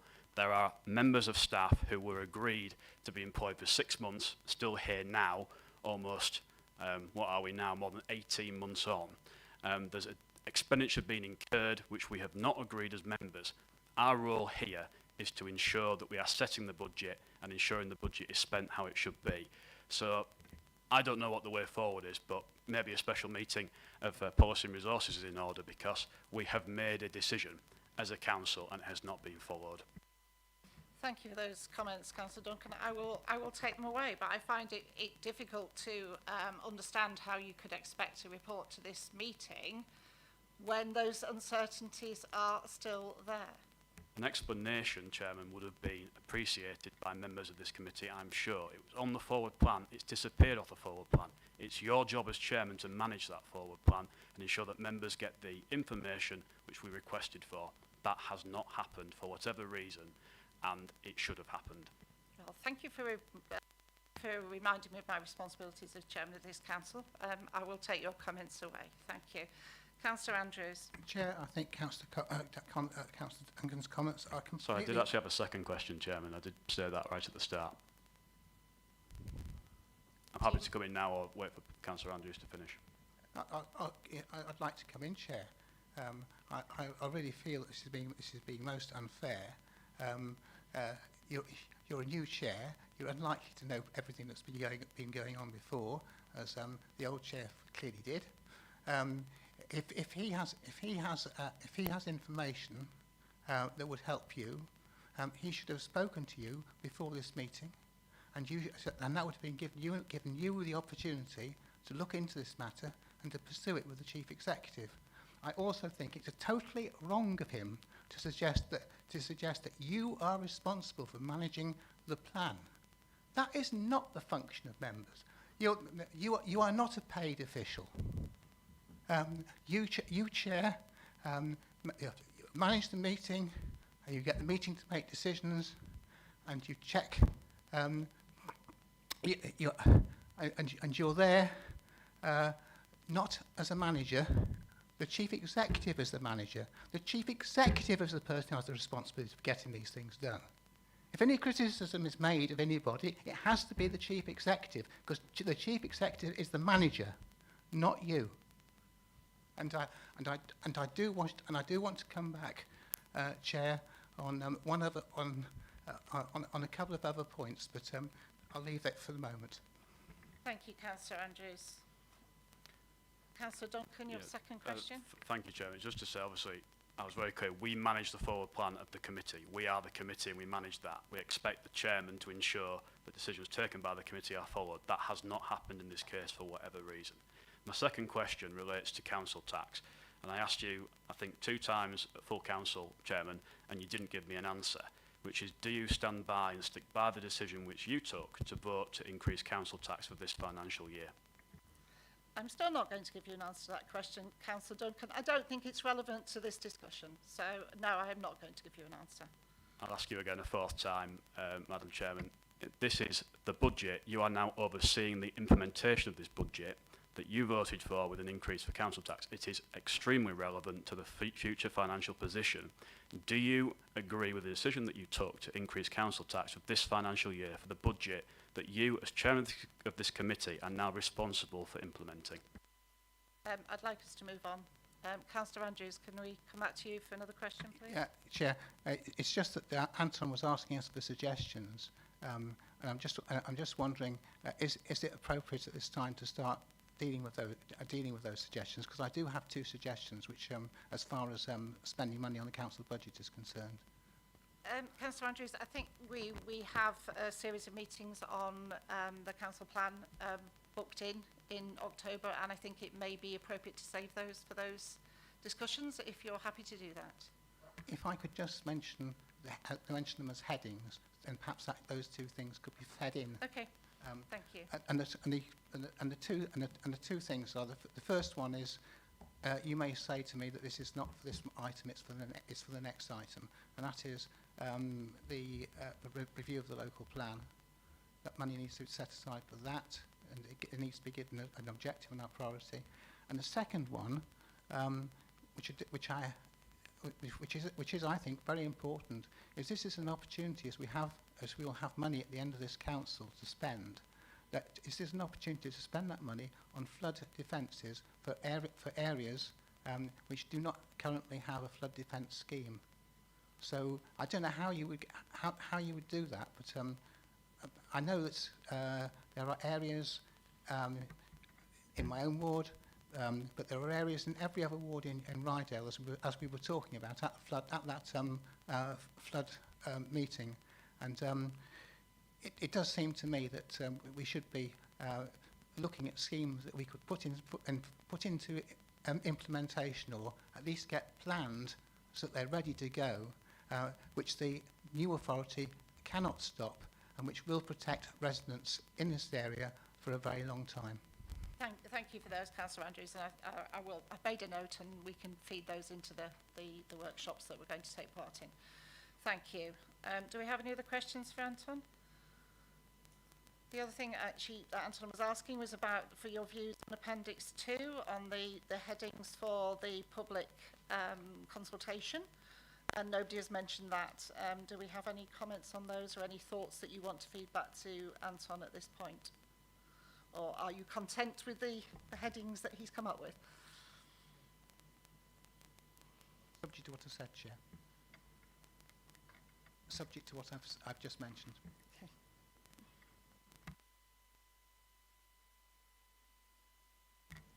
Sorry? Oh, sorry. I thought you were indicating Councillor Docker. Sorry. No, I think obviously Councillor Andrews has got very set ideas on what he wants to do with the council money, and he's asking for things that to go in to be noted, but actually I really want to make sure that when the new council is formed, we can still empty the bins and we can still do the general things that, you know, and I think this desperate desire to spend every penny of Rydel District Council's money is quite scary, and I think these comments should be noted as Councillor Paul Andrews' wishes, and not, certainly I don't want to be put into that pocket. I think it's quite scary to think that there is somebody hell-bent on spending every penny. Please let me finish. I don't talk over you. It would be nice if you didn't do it to me. I think, as I've said, Councillor Docker, I think we all need to, if we can, take part in the workshops and actually thrash some of this out, so we can actually come up with a sound number of priorities for the council. Chair, just one more time, and then we're moving on. Noted that Councillor Docker doesn't want to spend money on flood prevention works in areas which we haven't already discussed. I'm not entirely sure that's what Councillor Docker said, to be fair, Councillor Andrews. I think you're being a bit mischievous there. Can I just say quite categorically that is not what I said. What I said is I want to ensure that the new council can function and still service the residents of this district without emptying the pot. Thank you. Can we move back to the consultation? Does anybody have any comments to make on it, or shall we hand that back to Anton and say that we are happy with his proposed headings? Sounds like we are, Anton. So thank you for that.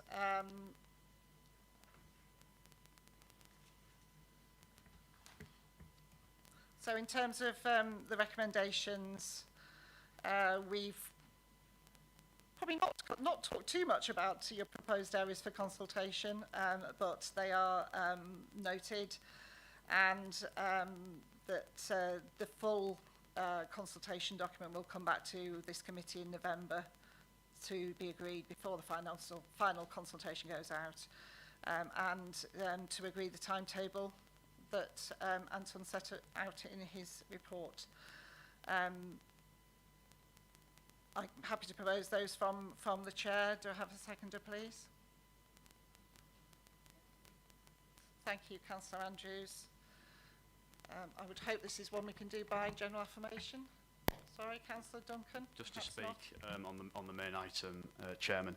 I just wanted to say we've heard, I think, some interesting things around decision-making in the council and responsibility within the council. I think it's important to recognise that we as councillors set the budget and are responsible for ensuring that it's implemented. And we've heard from Councillor Andrews, he mentions a lot about democracy quite regularly, but seems to not quite understand how that should work is I asked Anton, our finance officer, around what plans does Anton Hodge have for spending the council's money. The question is, what plans do we have as councillors? We're elected by the public, and it's our duty to ensure that we represent the public's interests and make decisions on their behalf. That's the first thing. The second thing is in relation to this current year's budget and ensuring that that is followed and decisions are taken properly. Councillor Andrews is clear that it is not the role of members to ensure that happens and not the role of the chairman of this committee. It categorically is our role to do that. That is what we are here to do and what we should be doing. So I think it's important just to go back to basics, which is we set the budget and we set the priorities for this council. This council at the moment does not have a designated leader, but it does have someone who is fulfilling the duties of leading this council, and that is the chairman of Policy and Resources Committee. That is a Liberal Democrat councillor. And it's important to recognise that when I was leader of this council and chair of P&R, I took responsibility, rightly or wrongly, when things were going well and when things weren't going so well, for everything that this council did, because it is a member-led organisation and we as councillors are here to lead it. And there now seems to be excuses for why that now shouldn't be the case. And if you take on a job, you're expected to fulfil it. And I think it's vitally important that we remember as members, we set the priorities, we ensure delivery of those priorities, and people are held responsible for that, and the public will hold us responsible for that. So please make no mistake, this is a budget which we are setting and that we are in control of, rightly or wrongly. I have a number of problems with current financial management in the council because express decisions we've taken in relation to this year's budget, which will have an issue, an impact on next year's budget, we don't seem to have that information and we don't seem to be able to make the decision which we might like to take in relation to that because we haven't been given the opportunity which we were promised. So there's some serious questions here. I'm not comfortable supporting at this point in time the recommendations that are here and the contents of the financial strategy. I'm not going to move any amendments on anything specific because it's a very in-depth document. But for this point in time, I don't want to accept this by general affirmation. I will abstain on the financial strategy at this point in time. That's fine. Thank you, Councillor Duncan, for those comments. I would just say this is, as Anton said at the beginning of his presentation, this is the start of the process. This is not the end of the process. And there will be plenty of other opportunities for you to contribute. And all members will have opportunities to contribute to where this council should be going, what it should be spending its money on, through the council plan workshops that are being organised throughout October. So I think we need to draw this to a close now. The recommendations have been proposed and seconded, so we'll vote on them. Those in favour?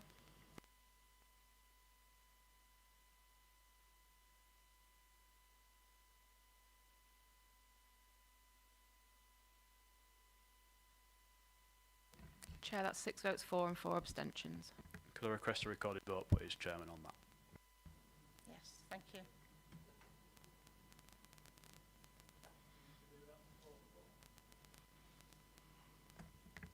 There's a bit of an issue as to whether how you request a recorded vote at committee, and I've asked the question before. If someone has an issue with it, then I've got 3 people who will happily say that they want it recording, but I wasn't sure if it's been taken just as read that it would be put down in the minutes. That's fine. As chair, I'm happy for that to happen. I think through you, Chair, we have been, while we've been doing votes in a different way during the meetings following COVID, we have been recording details of votes in the minutes. Thank you. I thought that was the case. Thank you. Moving on, item 15, the A64 update. Philip, I think you're going to take us through this one, and we're on pages 93 to 106 of the agenda. Yeah, thanks very much for that, Chair. Basically, this report has been produced and brought before members in response to a motion which came to full council in July of this year, and that motion was seeking confirmation of RDC support for the dualling of the A64 and for confirmation of the position of the chair of P&R and his or her willingness to work with partners to move the project forward as soon as possible. There are two main purposes to the report which basically reflect what I've just said. So purpose one is around P&R making a recommendation to Council around the Council's reaffirmation of support for the dualling of the A64. And the second purpose is for P&R to make a recommendation to Council calling on the Chair of P&R to work with officers and external partners to progress dualling as soon as possible. And those two purposes, Chair, are reflected in the recommendations within the report. Just briefly, in terms of the body of the report itself, by way of background, the report, again, as I've mentioned, states that it's been produced in response to a motion to full council in July of this year. And that motion to full council in July of this year in turn refers and reflects a decision of council in June 2019, at which point council agreed to support measures to progress the dualling of the A64. Policy context for the report is set out at section 5 and makes reference to the council plan, economic priorities within the council plan, and obviously the council's climate change commitments as well. 6.5 onwards of the report reflects the numerous previous reports brought before members on this subject dating back to 2014. And then from section 6.10, Chair, there is a more recent and current update upon the progress of work around the A64 dualling, with particular reference to a decision by government in March 2020 to support further developmental work upon the scheme.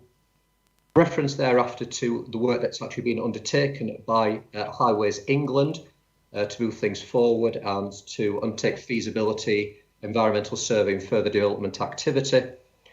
The report does make reference to a meeting with officers in April this year, and also to the fact that officers have been seeking a further meeting with Highways England. At the time of writing the report, we've heard nothing back from Highways England, but I can confirm to members that we are now expecting a meeting with Highways England week commencing the 11th of October. And hopefully at that meeting we'll get further updates in terms of progress made and next steps going forward. Appended to the report, Chair, there is a PowerPoint presentation which was provided to us by Highways England on the 10th of August, which has further detail of the scheme background, Highways England's objectives in undertaking their work, and the options that are being considered. So, Chair, I'll probably leave it there, and I'll try and answer any questions that members may have. Thank you, Philip. I strongly suspect we'll have some questions on this one. Members?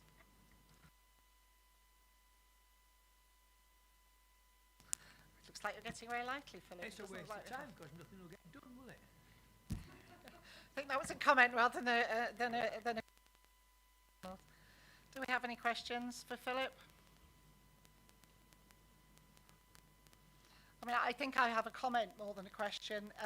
Yes, this has rolled on and on and on for as many years as I can probably remember, and certainly for as many years as I've been on this council.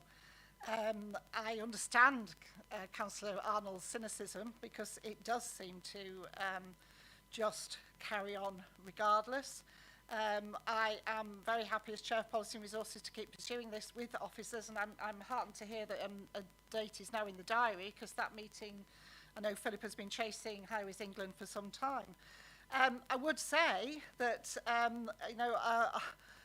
in the time that our current MP has been in office, I haven't seen this project move forward, and I think that's very disappointing, but I'm extremely happy to work with him and Highway England and other business leaders and local authorities to try and move this project forward.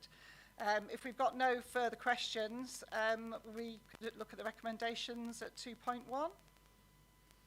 The Policy and Resources Committee advises Council that it recommends, Council reaffirms its support of the dualling of the A64 between York and Scarborough, as well as other improvements in between, and that the Policy and Resources Committee advises Council, if it wishes, the Chair of Policy and Resources to work with officers, other local authorities, business leaders and MPs to ensure dualling takes place as quickly as possible.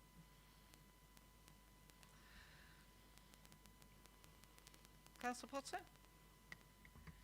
Yeah, I don't have any questions, but I do have a few comments. I'd just like to waste my breath for a couple of minutes.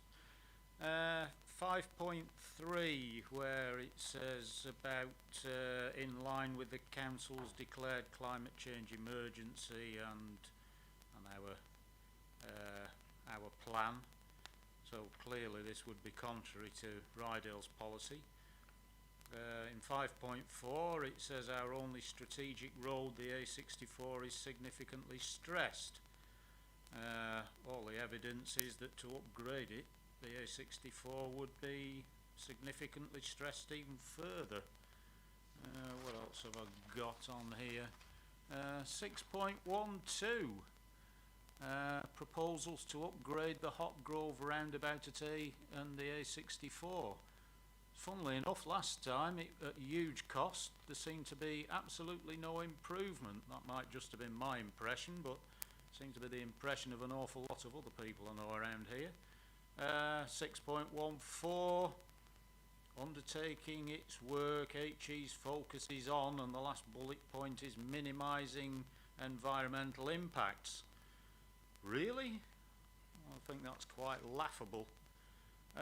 For Councillor Duncan's benefit, I was looking up the definition of dogmatic today, because I read that in the Gazette as one of his quotes, and it says, "You are certain that you are right and everyone else is wrong."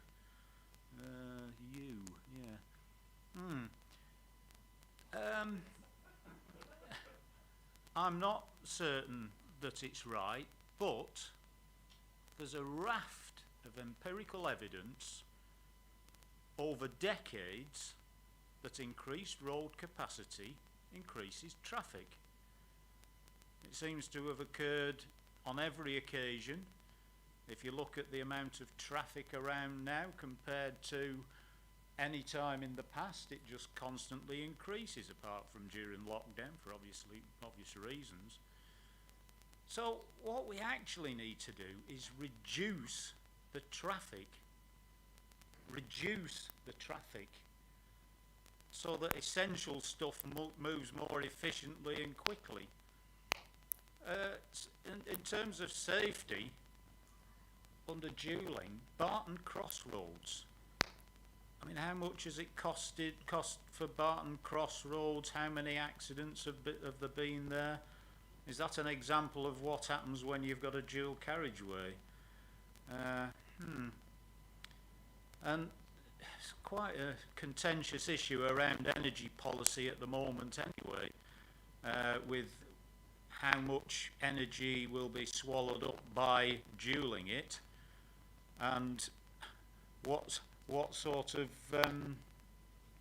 quality of farmland will be taken up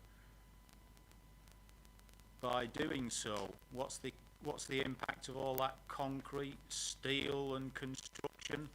Well, of course, that's somebody else's problem, not Rydell's. So, anyway, why worry about all these inconvenient truths, facts or dogma when there are good votes to be won? Thank you, Chair. Councillor Duncan? Thank you, Chair. I was just wanting to ask if we actually, if you're going to move a recommendation to Council. If not, I'm happy to do so. If you would like to move, that's fine. Just simply to propose, it is recommended that the motion to Council is agreed, which covers both points in the recommendations, and obviously the motion that was proposed by myself and seconded by Councillor Goodrick will go to Council. So I think our recommendation as a committee should be, is recommended that the motion to Council is agreed. So I'm happy to propose that if I have a seconder. Seconded by Councillor Docker. Just speaking to that, Chairman, just simply to say it's actually a massive shame, I think, that we had to actually bring this motion forward in the first place, that Rydel District Council, as a representative of this area and the people who live and work here, that we would have to bring a motion saying that we support the biggest economic, the biggest project which can support the economy of Rydel. I think it's actually a massive shame that we have to even do that. But unfortunately, there is a group on this council who, I have to say consistently, to give credit to them, it's been consistent, consistently oppose the doing of the A64. And this is not just about the economy of the district. Yes, it's about road safety. But I think it's unfortunate that we don't have one united voice on this issue. And obviously, I pick up your point, Councillor Keel, about frustration at this rolling on and on and on. perhaps if we were to speak with one voice as a council, and we're all speaking and saying we supported the joining of the A64, we might be able to move on further from here. Councillor Potter has mentioned about support for joining of the A64 being at odds with our climate change policy.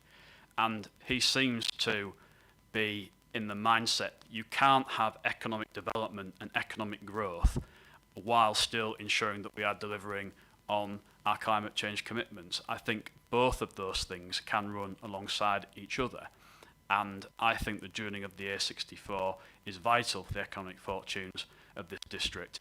I think it's vitally important that as a council we support this moving forward. So I really do hope that council will support the motion when it gets there, and just want to remind people that the decision was 22-5 when this was last looked at in June of 2019. And I think any efforts that the chair of P&R as de facto leader of the council can do on our behalf will be greatly appreciated, working cross-party to achieve it.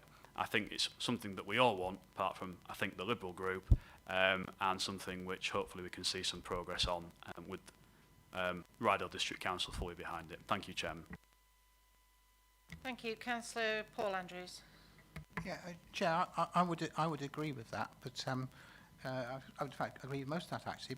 But apart from one thing, and that is, I'd just like to go a bit further than that. That is that I came to this area and started working for this council in 1988, and there was a problem about the dualling of the A64 then.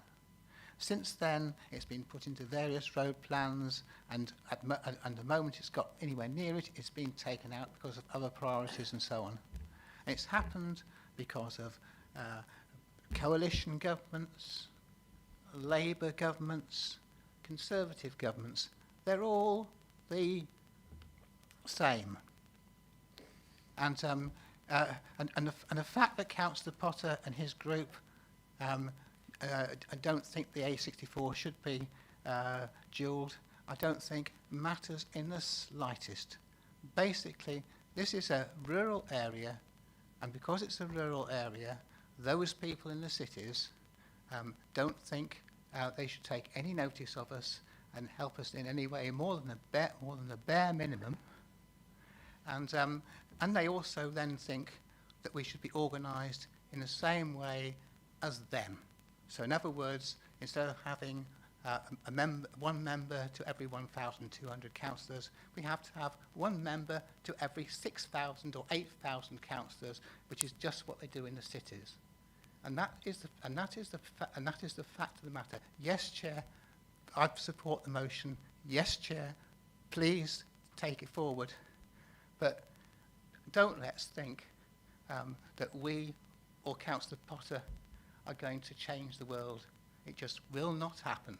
They're just the powers that be just could not care less.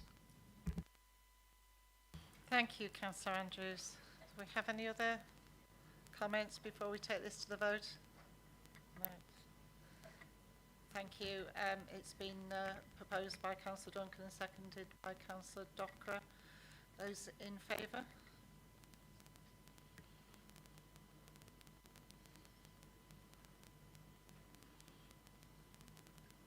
Those against?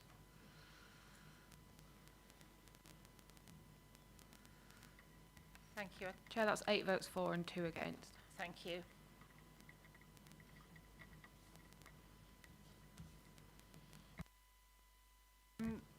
Moving on to item 16, the Equality Policy Statement and Objectives. Louise was going to be taking this at this evening's meeting, but unfortunately she's not very well today. So my proposal for this is, because I don't think we should be delaying it, is that we, if members have studied the report and are willing to do so, is that we should perhaps have a proposal for this and it be seconded, and then we'll move it straight on to full council for discussion at full council so that we don't lose momentum on it. So I'm happy to propose that from the chair. Do I have a seconder? Thank you. I don't know who went first. And then we'll move that straight to full council. Thank you, members. I think there will be questions on that, so I think that's the most sensible way of dealing with it. Item 17, Council Performance Report, Quarter 1, 2021 to 2022. And I think, I hope we have Lynn here to present on that. Is Lynn with us? Hello, yes. Thank you, Chair. Welcome. Thank you, Lynn. I'm sorry, I just can't see you on the screen, so apologies for wondering where you were. Thank you. Okay, that's fine. No problem. Thank you. So just by way of a brief introduction, for those of you that don't know me already, I'm Lynn Bayes, recently appointed to the role of Strategy and Performance Manager here at Rydel. So the purpose of the report tonight is to ask members to note the contents of the Council's performance report for Quarter 1 of the current financial year. And I think it really goes without saying that the COVID-19 pandemic has inevitably continued to have a significant impact on workloads across the Council during the first quarter, and indeed on an ongoing basis. However, despite these challenges, the organisation has made some significant progress in delivering the 2020-24 Council Plan priorities, and most of the key performance indicators have reached target. In fact, 77% are showing at target with a green status, 9% at amber and 14% at red. The main report and the covering report do provide some explanations and some planned actions for addressing the areas that do require some improvement, and further progress monitoring will also take place as we work towards the production of the Quarter 2 report. And the only other thing I think I would like to say at this point is that as a new team, this has been a really good learning curve for all of us, and a fresh opportunity to shape this report into what I hope will be a helpful and informative document. So any feedback and comments that you may have tonight are most welcome. Thank you, Chair. Thank you, Lynn. Do members have questions for Lynn? Councillor Paul Andrews.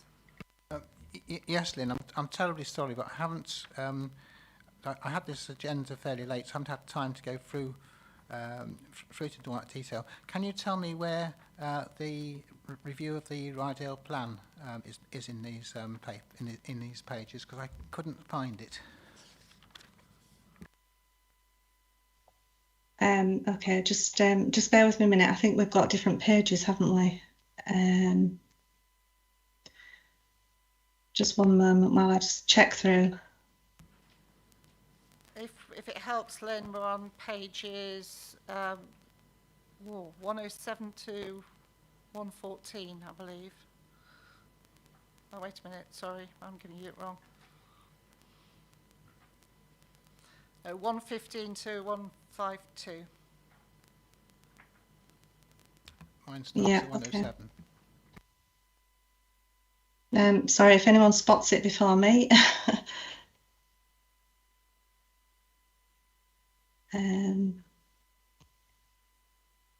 Sorry, no, it's not jumping out at me at the moment. Do you want to come back to Councillor Andrews yes. with a question after the meeting, with an Chair, answer after the meeting?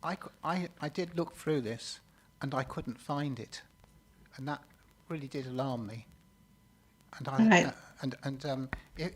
I'm very happy to be corrected if it is there somewhere. So I'm very happy to be corrected. But if it isn't there, it must be written in, and it must be written in as a. Sorry, Chair. It's referenced on page 135. Thank you, Simon. Section 2.2 under a connected rural economy. What page is that on my agenda?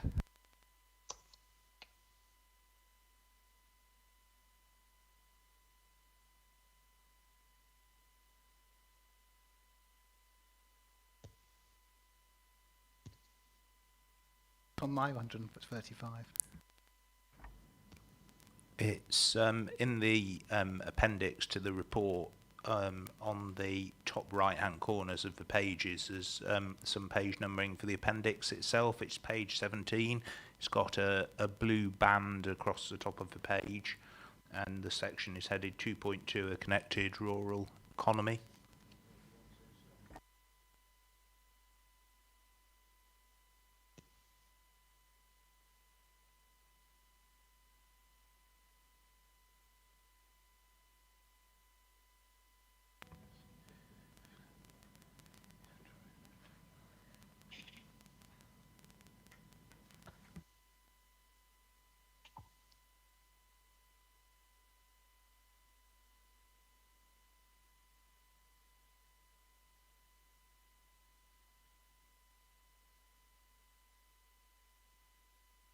Sorry, Councillor Andrews, can you put your mic on, please? So I've got it. Yeah. Sorry.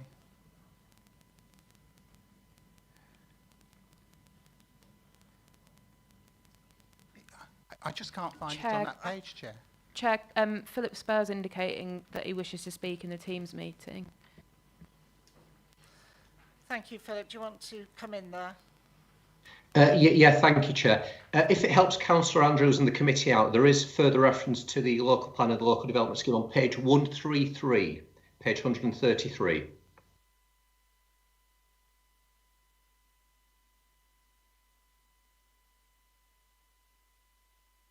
Sorry, Philip, what page of the report is that? Is that page 23 or page or another page? It's page 133 and page 15 of the document. 15.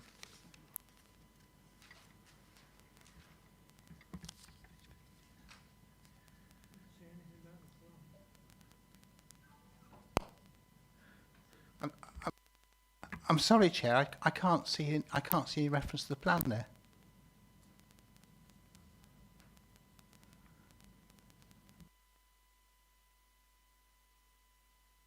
Not on page 15, anyway.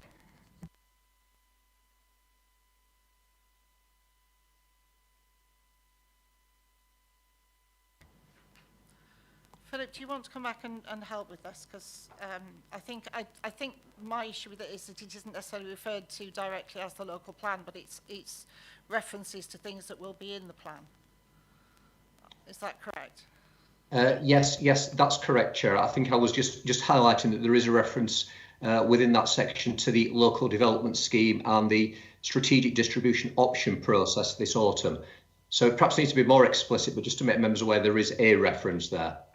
Well, you know, Chair, this is serious because the revision of the local plan, as we're talking about, has a very narrow scope to it, and that narrow scope to it has been agreed is to be related to housing distribution policy, and there is, as far as I can see, none of these references in this document relate to the review that we're carrying out. In view of the fact that my motion was turned down at the last council meeting, this gives me grave cause for concern. And clearly, this plan needs to be amended to make it very clear that one of our priorities, one of our highest priorities of this council, is to get that review done before the reorganisation is complete, up to the stage of sending it to the inspector, of course. And if it's not in here, or it's not conspicuous and clear and prominent in the document is a waste of time. I think, there are references made. Maybe they should be made more specific. We can take that away from this meeting. And there is another reference on page 135 around the new infrastructure as part of the local plan as well. But perhaps we do need to make some of these points a little bit more specific. So thank you for that, Councillor Andrews. Philip, did you want to say any more on that? No, thank you, Chair. Nothing further to add from me on this one. Thank you. Do we have any further questions for Lynn?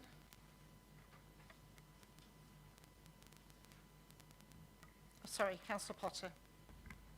Yeah, quite a simple one, really. We did have a ruling that any repeated reds, or I think ambers as well, would be automatically referred to scrutiny, I believe, with a report. Is that still is that still the case?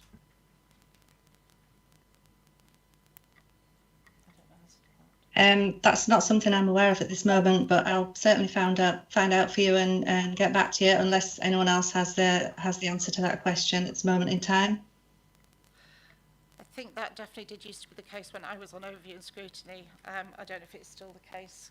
Margaret, can you help with that? I think that was the case. I don't know if it's been reviewed, but we can always take it back, and if there is any rates, we can bring it back to the overview and scrutiny. Any further points from members? Okay, thank you. I mean, I think my point I'd like to make is that, yeah, we have sort of found little niggles that we want to raise in this meeting, but I do think this is an excellent piece of work, and actually it does indicate that as a council we have been performing very well, but in particularly difficult circumstances, I would have said. So I think we do also need to recognise where we are performing well on the key performance indicators as a council. As Lynn said, 17 are showing a green status, and I think we do need to recognise that as a council as well. So, thank you. Chair, if a vote is taken, I mean, I accept your comments absolutely. I mean, it is a very good and very thorough report, and it does that, and it does the council great credit. But in view of the fact that I think one of the most important things has been missed, I'm going to have to abstain on this one. Okay, thank you for that, Councillor Andrews. I'm just rapidly looking to see what we are doing on this one. I think it's a case of it being noted rather than us voting on it. Am I correct in that, Simon? So I don't think we need to vote on it, but I will take away your comments, Councillor Andrews. Thank you.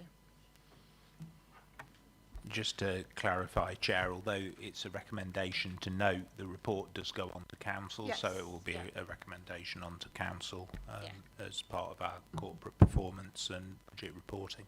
Yeah, but that doesn't mean that we can't amend that report before it gets to that stage. Okay. I think this report in this instance will go on to Council as is, but the feedback from members' discussions will feed into the Q2 report and subsequent performance reports. Chair, that's not good enough. It's got to be put on record now, and that means either it's put on record as in the minutes, or when this is brought forward to the council. The report that goes to the council mentions this point, and a particular point about the local plan should be included in it. Otherwise, we're waiting for quarterly reviews or whatever, and there's no guarantee that it'll be in the next one at all. Well, I think after your comments that you've made, Councillor Andrews, it probably will be in the next one. But yes, your comments will have been noted, and I'm sure you will probably make them again when we actually get this report to full council. Can they be recorded, please, Chair? Yes, yeah. Thank you.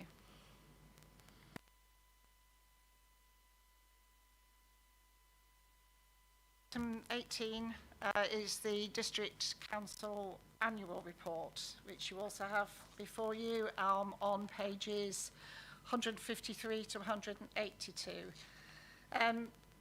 I'm delighted to say we've got Robin here this evening, and thank you for your patience, Robin. It's been quite a long meeting so far to present this report. And for people that don't know, Robin is one of our graduate officers and has worked on this report for us, and I would like to commend her for that. She's probably quite nervous because this is the first time she's presented a report to council, so please be kind. And over to you, Robin. Thank you very much, Chair. So yes, the purpose of the annual report 2020-21 is to showcase the accomplishments of our services over the last financial year, providing an insight into the Council's performance against our strategic objectives. The report tells the story of our work, it celebrates our achievements and the successes of our services over the last financial year. The report also recognises some of the things Rydel District Council has achieved so far to manage the spread and impact of coronavirus in Rydel as well. So yes, as you will have seen in the accompanying report, we've highlighted some of the case studies which show how Rydel District Council has helped the community, and there are some great figures in there. For example, the Council's Revenues and Benefits team processed new housing benefit claims 8.75 days quicker than the national average last year, and the process change of circumstances housing benefit claims 4.17 days quicker than the national average as well. And those figures are measured up against the Government's Department of Work and Pensions figures. So yeah, as well as these highlights, we'd also like to draw your attention to some more feedback-heavy case studies. For example, case study 9 on which is discretionary business and additional restrictions grants. And this case study can be found in between pages 168 and 170 in your report packs. So on 170, there's some direct feedback from local business owners on the impact the grants have had on their businesses. And the feedback also includes some compliments about our services. So one of the direct quotes is Rydel Council have been superb throughout this crazy year for everyone. And another quote, it reads, the response I received was prompt, courteous and concise. Some of the other feedback-focused case studies can be found in Safeguarding Vulnerable Rydel Residents, which is case study 2, and also Support for the Arts, which is case study 7. Some of the other highlights in the report include the Training and Learning case study, which is number 18. That one spans pages 178 to 180 in your report packs, including the question and answer sections with Kieran Owen and Lizzie Fippard. And we were really pleased to have the opportunity to highlight some of the voices from our staff body in the report and champion some of the person-specific impacts the HR team have had on the career development of Rydel employees. Similarly, on page 177, there's a question and answer section with Jade Hutchinson, who's recently completed the graduate programme at Rydel, and she has gone on to secure an internal role as a data analysis officer. And in her question and answer section, she remarks the whole graduate scheme was a great experience that enabled me to progress further and start a career. So as I hope you can see throughout the report, a lot has been achieved over the last financial year, and we're really pleased to be able to share some of the highlights. So yes, thank you very much for your time this evening, and if anyone has any questions, comments or points of feedback, we're really happy to take them on board.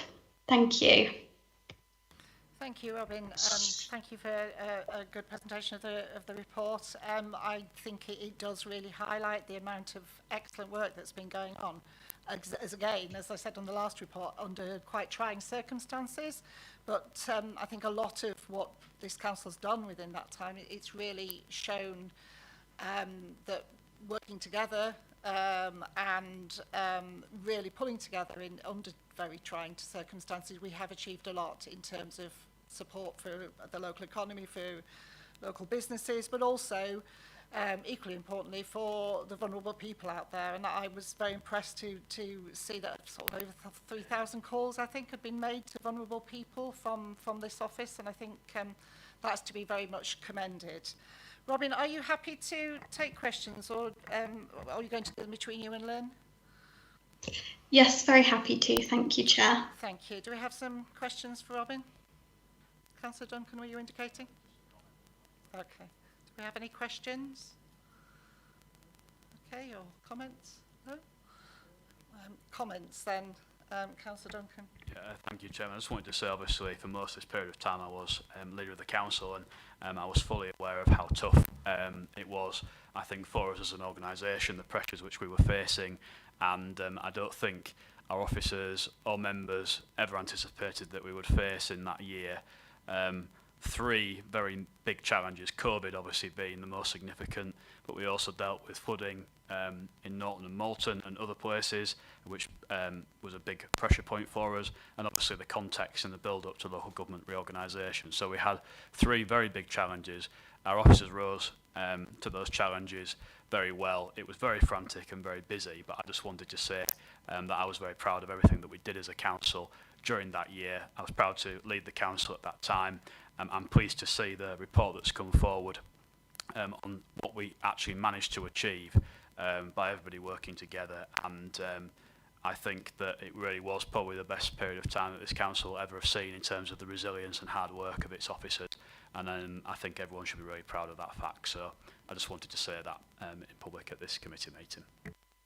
Thank you, Councillor Duncan. And I have to say, yes, I totally agree with everything you said. And I think although things have changed somewhat with COVID, obviously the big challenge of local government reorganisation, officers are still rising to those challenges and working incredibly hard to do the best for this council and for our residents. Do we have any other comments or thoughts on this one? Okay, so this is again a report for noting, and will go forward to full council at the next full council meeting. So we don't need to vote on this, do we? Do we need to vote on this, Simon? Yeah. So if we can agree that by general affirmation, that would be great. Yeah. Is everybody happy? Okay. Thank you very much. And thank you very much, Robin. Thank you, Chair. Moving on to receive committee level decisions that were made under urgency powers as required under the Constitution. The first of these was a decision that was made on the Caravan Site and Control of Development Act, the Fit and Proper Person Test, which is a new power that has been given to the local authority, which enables us to recover costs in accordance with an adopted fees policy. The approval of fees and the determination policies support the performance of a new and important statutory function, which we are now obliged to do. I think this only applied to two, correct me if I'm wrong, Philip, but two sites in Rydel. But the reason it was taken under urgency measures was because the licences for this purpose had to be completed by the 30th of September, as was prescribed by the legislation.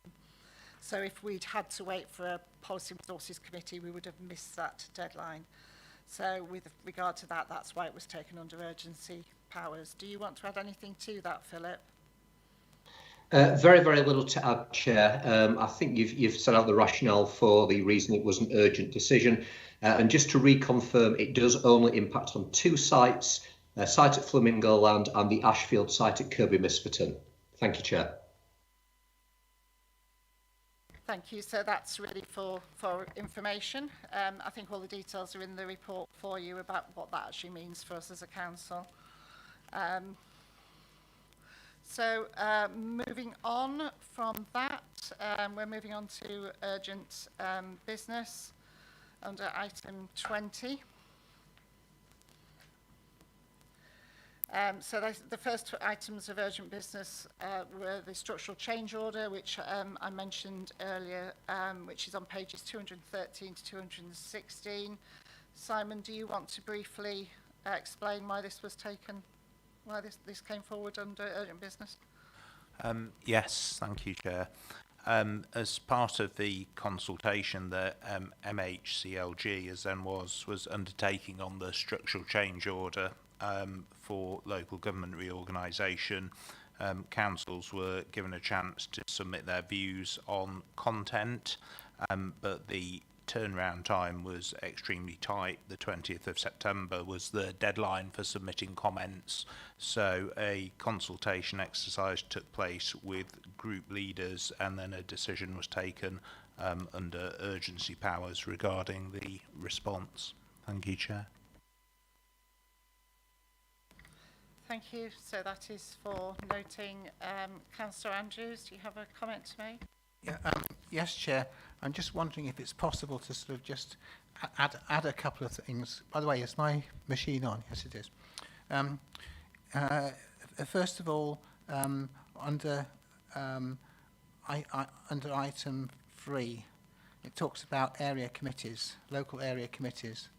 I worry about this because our local area committee doesn't even include Rydel. It includes Rydel. It's not just Rydel. It's Rydel and Firsk, and it's called Firsk and Morton. So it includes a lot of Harrogate, a lot of Hamilton as well. But that's not the point I want to make. And that is, could we please have a request that all area committees have their own budgets, and also that parish representatives be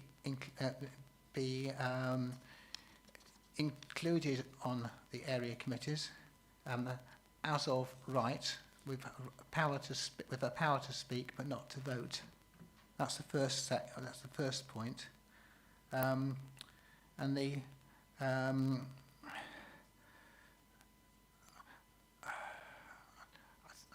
second point, it comes to the second paragraph above that, which says, which I don't quite understand, is form of unitary council.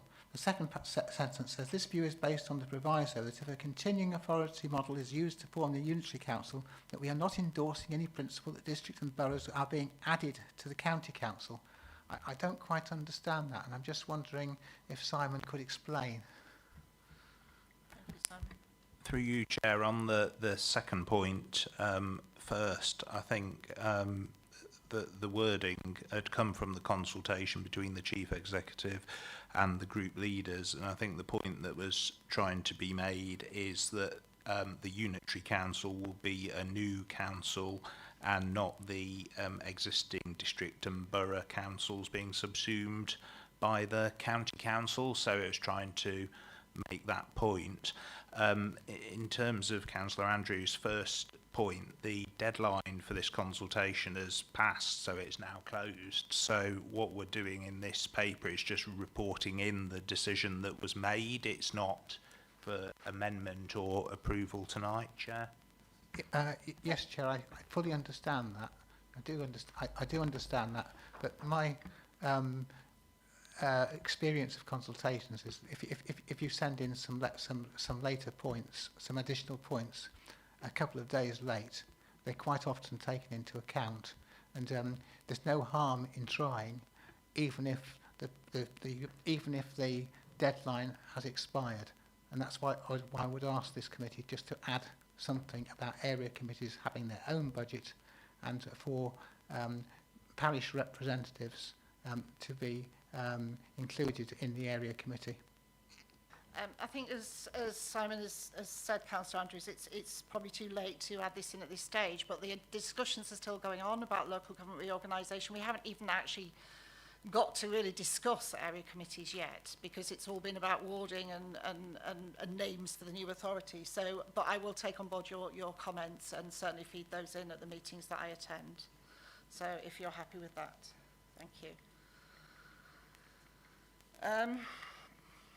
Okay, so the second urgent business is actually an exempt item. So can I just on this one, Madam Chairman, I'm not going to refer to any exempt details, but there is something I do wish to say with regards to the decision making around this, because I don't feel that this is genuinely an urgent item which should have been approved. It should have come to this committee because we're still in time for the deadline.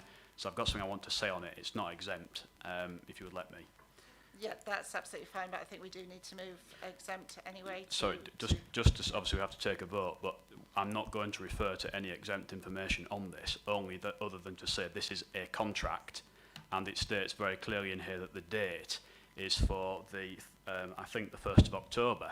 That date has not yet passed. It is obviously only the 23rd of September.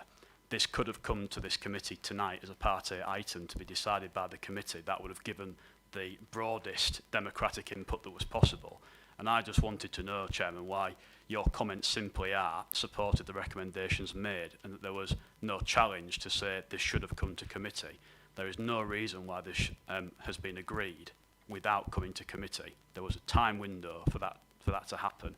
Clearly this has been missed. It shouldn't have been missed. It has been. That's unfortunate. I'm not taking an issue with that. Mistakes do happen. I'm taking issue with the fact that this could have been dealt with by P&R. It states that in the report, yet it hasn't been, and I think that it should have been. And when urgent items came to me as chair of this committee, I asked two things. Is it urgent, genuinely urgent, and could it not have been foreseen? This could have been foreseen and should have been on the agenda with the proper notice. It hasn't been. As I said, I'm not holding that against anybody. The fact is this is not urgent. It should have been here. And I don't think that the procedure has been adequately followed in relation to this contract. I'm not going to refer to the details of it. And I think, again, this has been a failure of contract financial management in this council, and it is deeply concerning and worrying.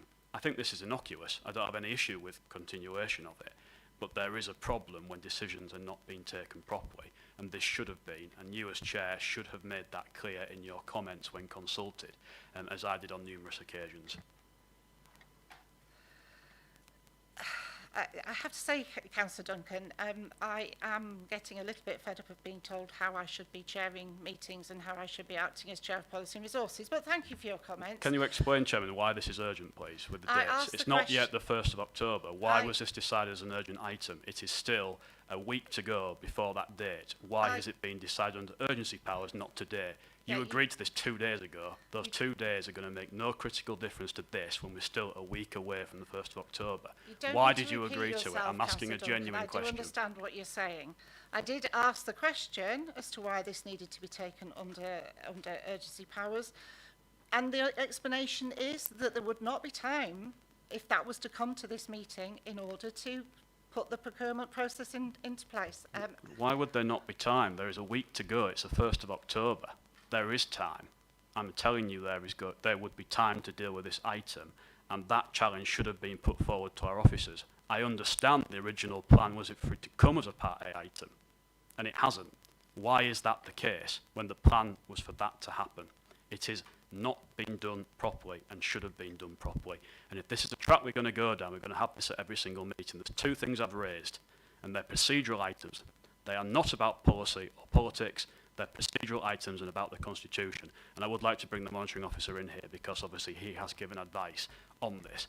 Why has this not come forward as a Part A? I understand it might not have had time to go to council, but it could have come here for some democratic input rather than just the chair of P&R and the chief executive agreeing to this. Simon?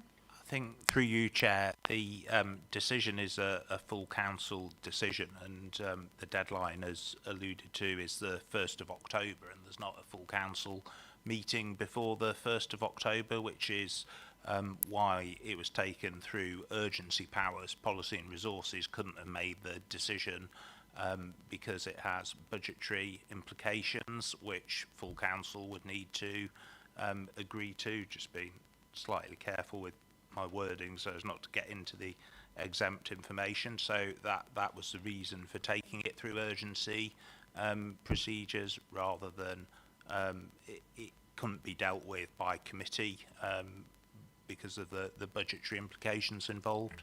I understand that, monitoring officer. All I would say is clearly consultations happen with one person, and clearly the chief executive can make a decision, but you're saying that a committee of 10 can't. I'm saying it would have been much more beneficial if the consultation had taken place with 10 people, cross-party, than with one individual who is the chair of P&R. I think that would have been a much better way of dealing with it rather than it being an urgent item which none of us knew about until it was emailed to us. And I think I just want to make this message very clear that my expectation as a member is that this does not happen again and should not be happening. It should have been foreseen. In fact, it wasn't. Then there should have been the pushback from the chair of P&R to say, actually, let's bring this as an item for the chief executive then to have made the urgent decision, not to have done it in this way. We need to ensure there's confidence and transparency around the decisions taken by this council. I think Simon has actually answered that question really and made the point that it could not have got to full council. So, yeah. I understand it couldn't have gone to full council, but it could have come here. The meeting is happening tonight and it could have come here and it didn't. I've made my point and I hope that this doesn't happen again. Thank you, Councillor Duncan. Councillor Joy Andrews? Yeah, I mean, I think I was, to begin with, I kind of agreed with Councillor Duncan, but as Simon pointed out, that we couldn't have made that decision anyway, because it was a budgetary decision, so it had to be made by the chief executive. So I'm perfectly happy with that explanation. I think we all get frustrated with things coming in late with deadlines as well. The LGR being a case in point, but a lot of other things that have been brought, and I know it frustrated a lot of this committee when Councillor Clark kept bringing up the consultations, but I think it just pointed out the fact that, you know, there was a lot of consultations coming that we probably never did ever see because of the deadlines, and it was made between the chair of P&R and officers. So it is frustrating, and I get the frustration, but I'm perfectly happy with the explanation given by Simon. Thank you. Thank you.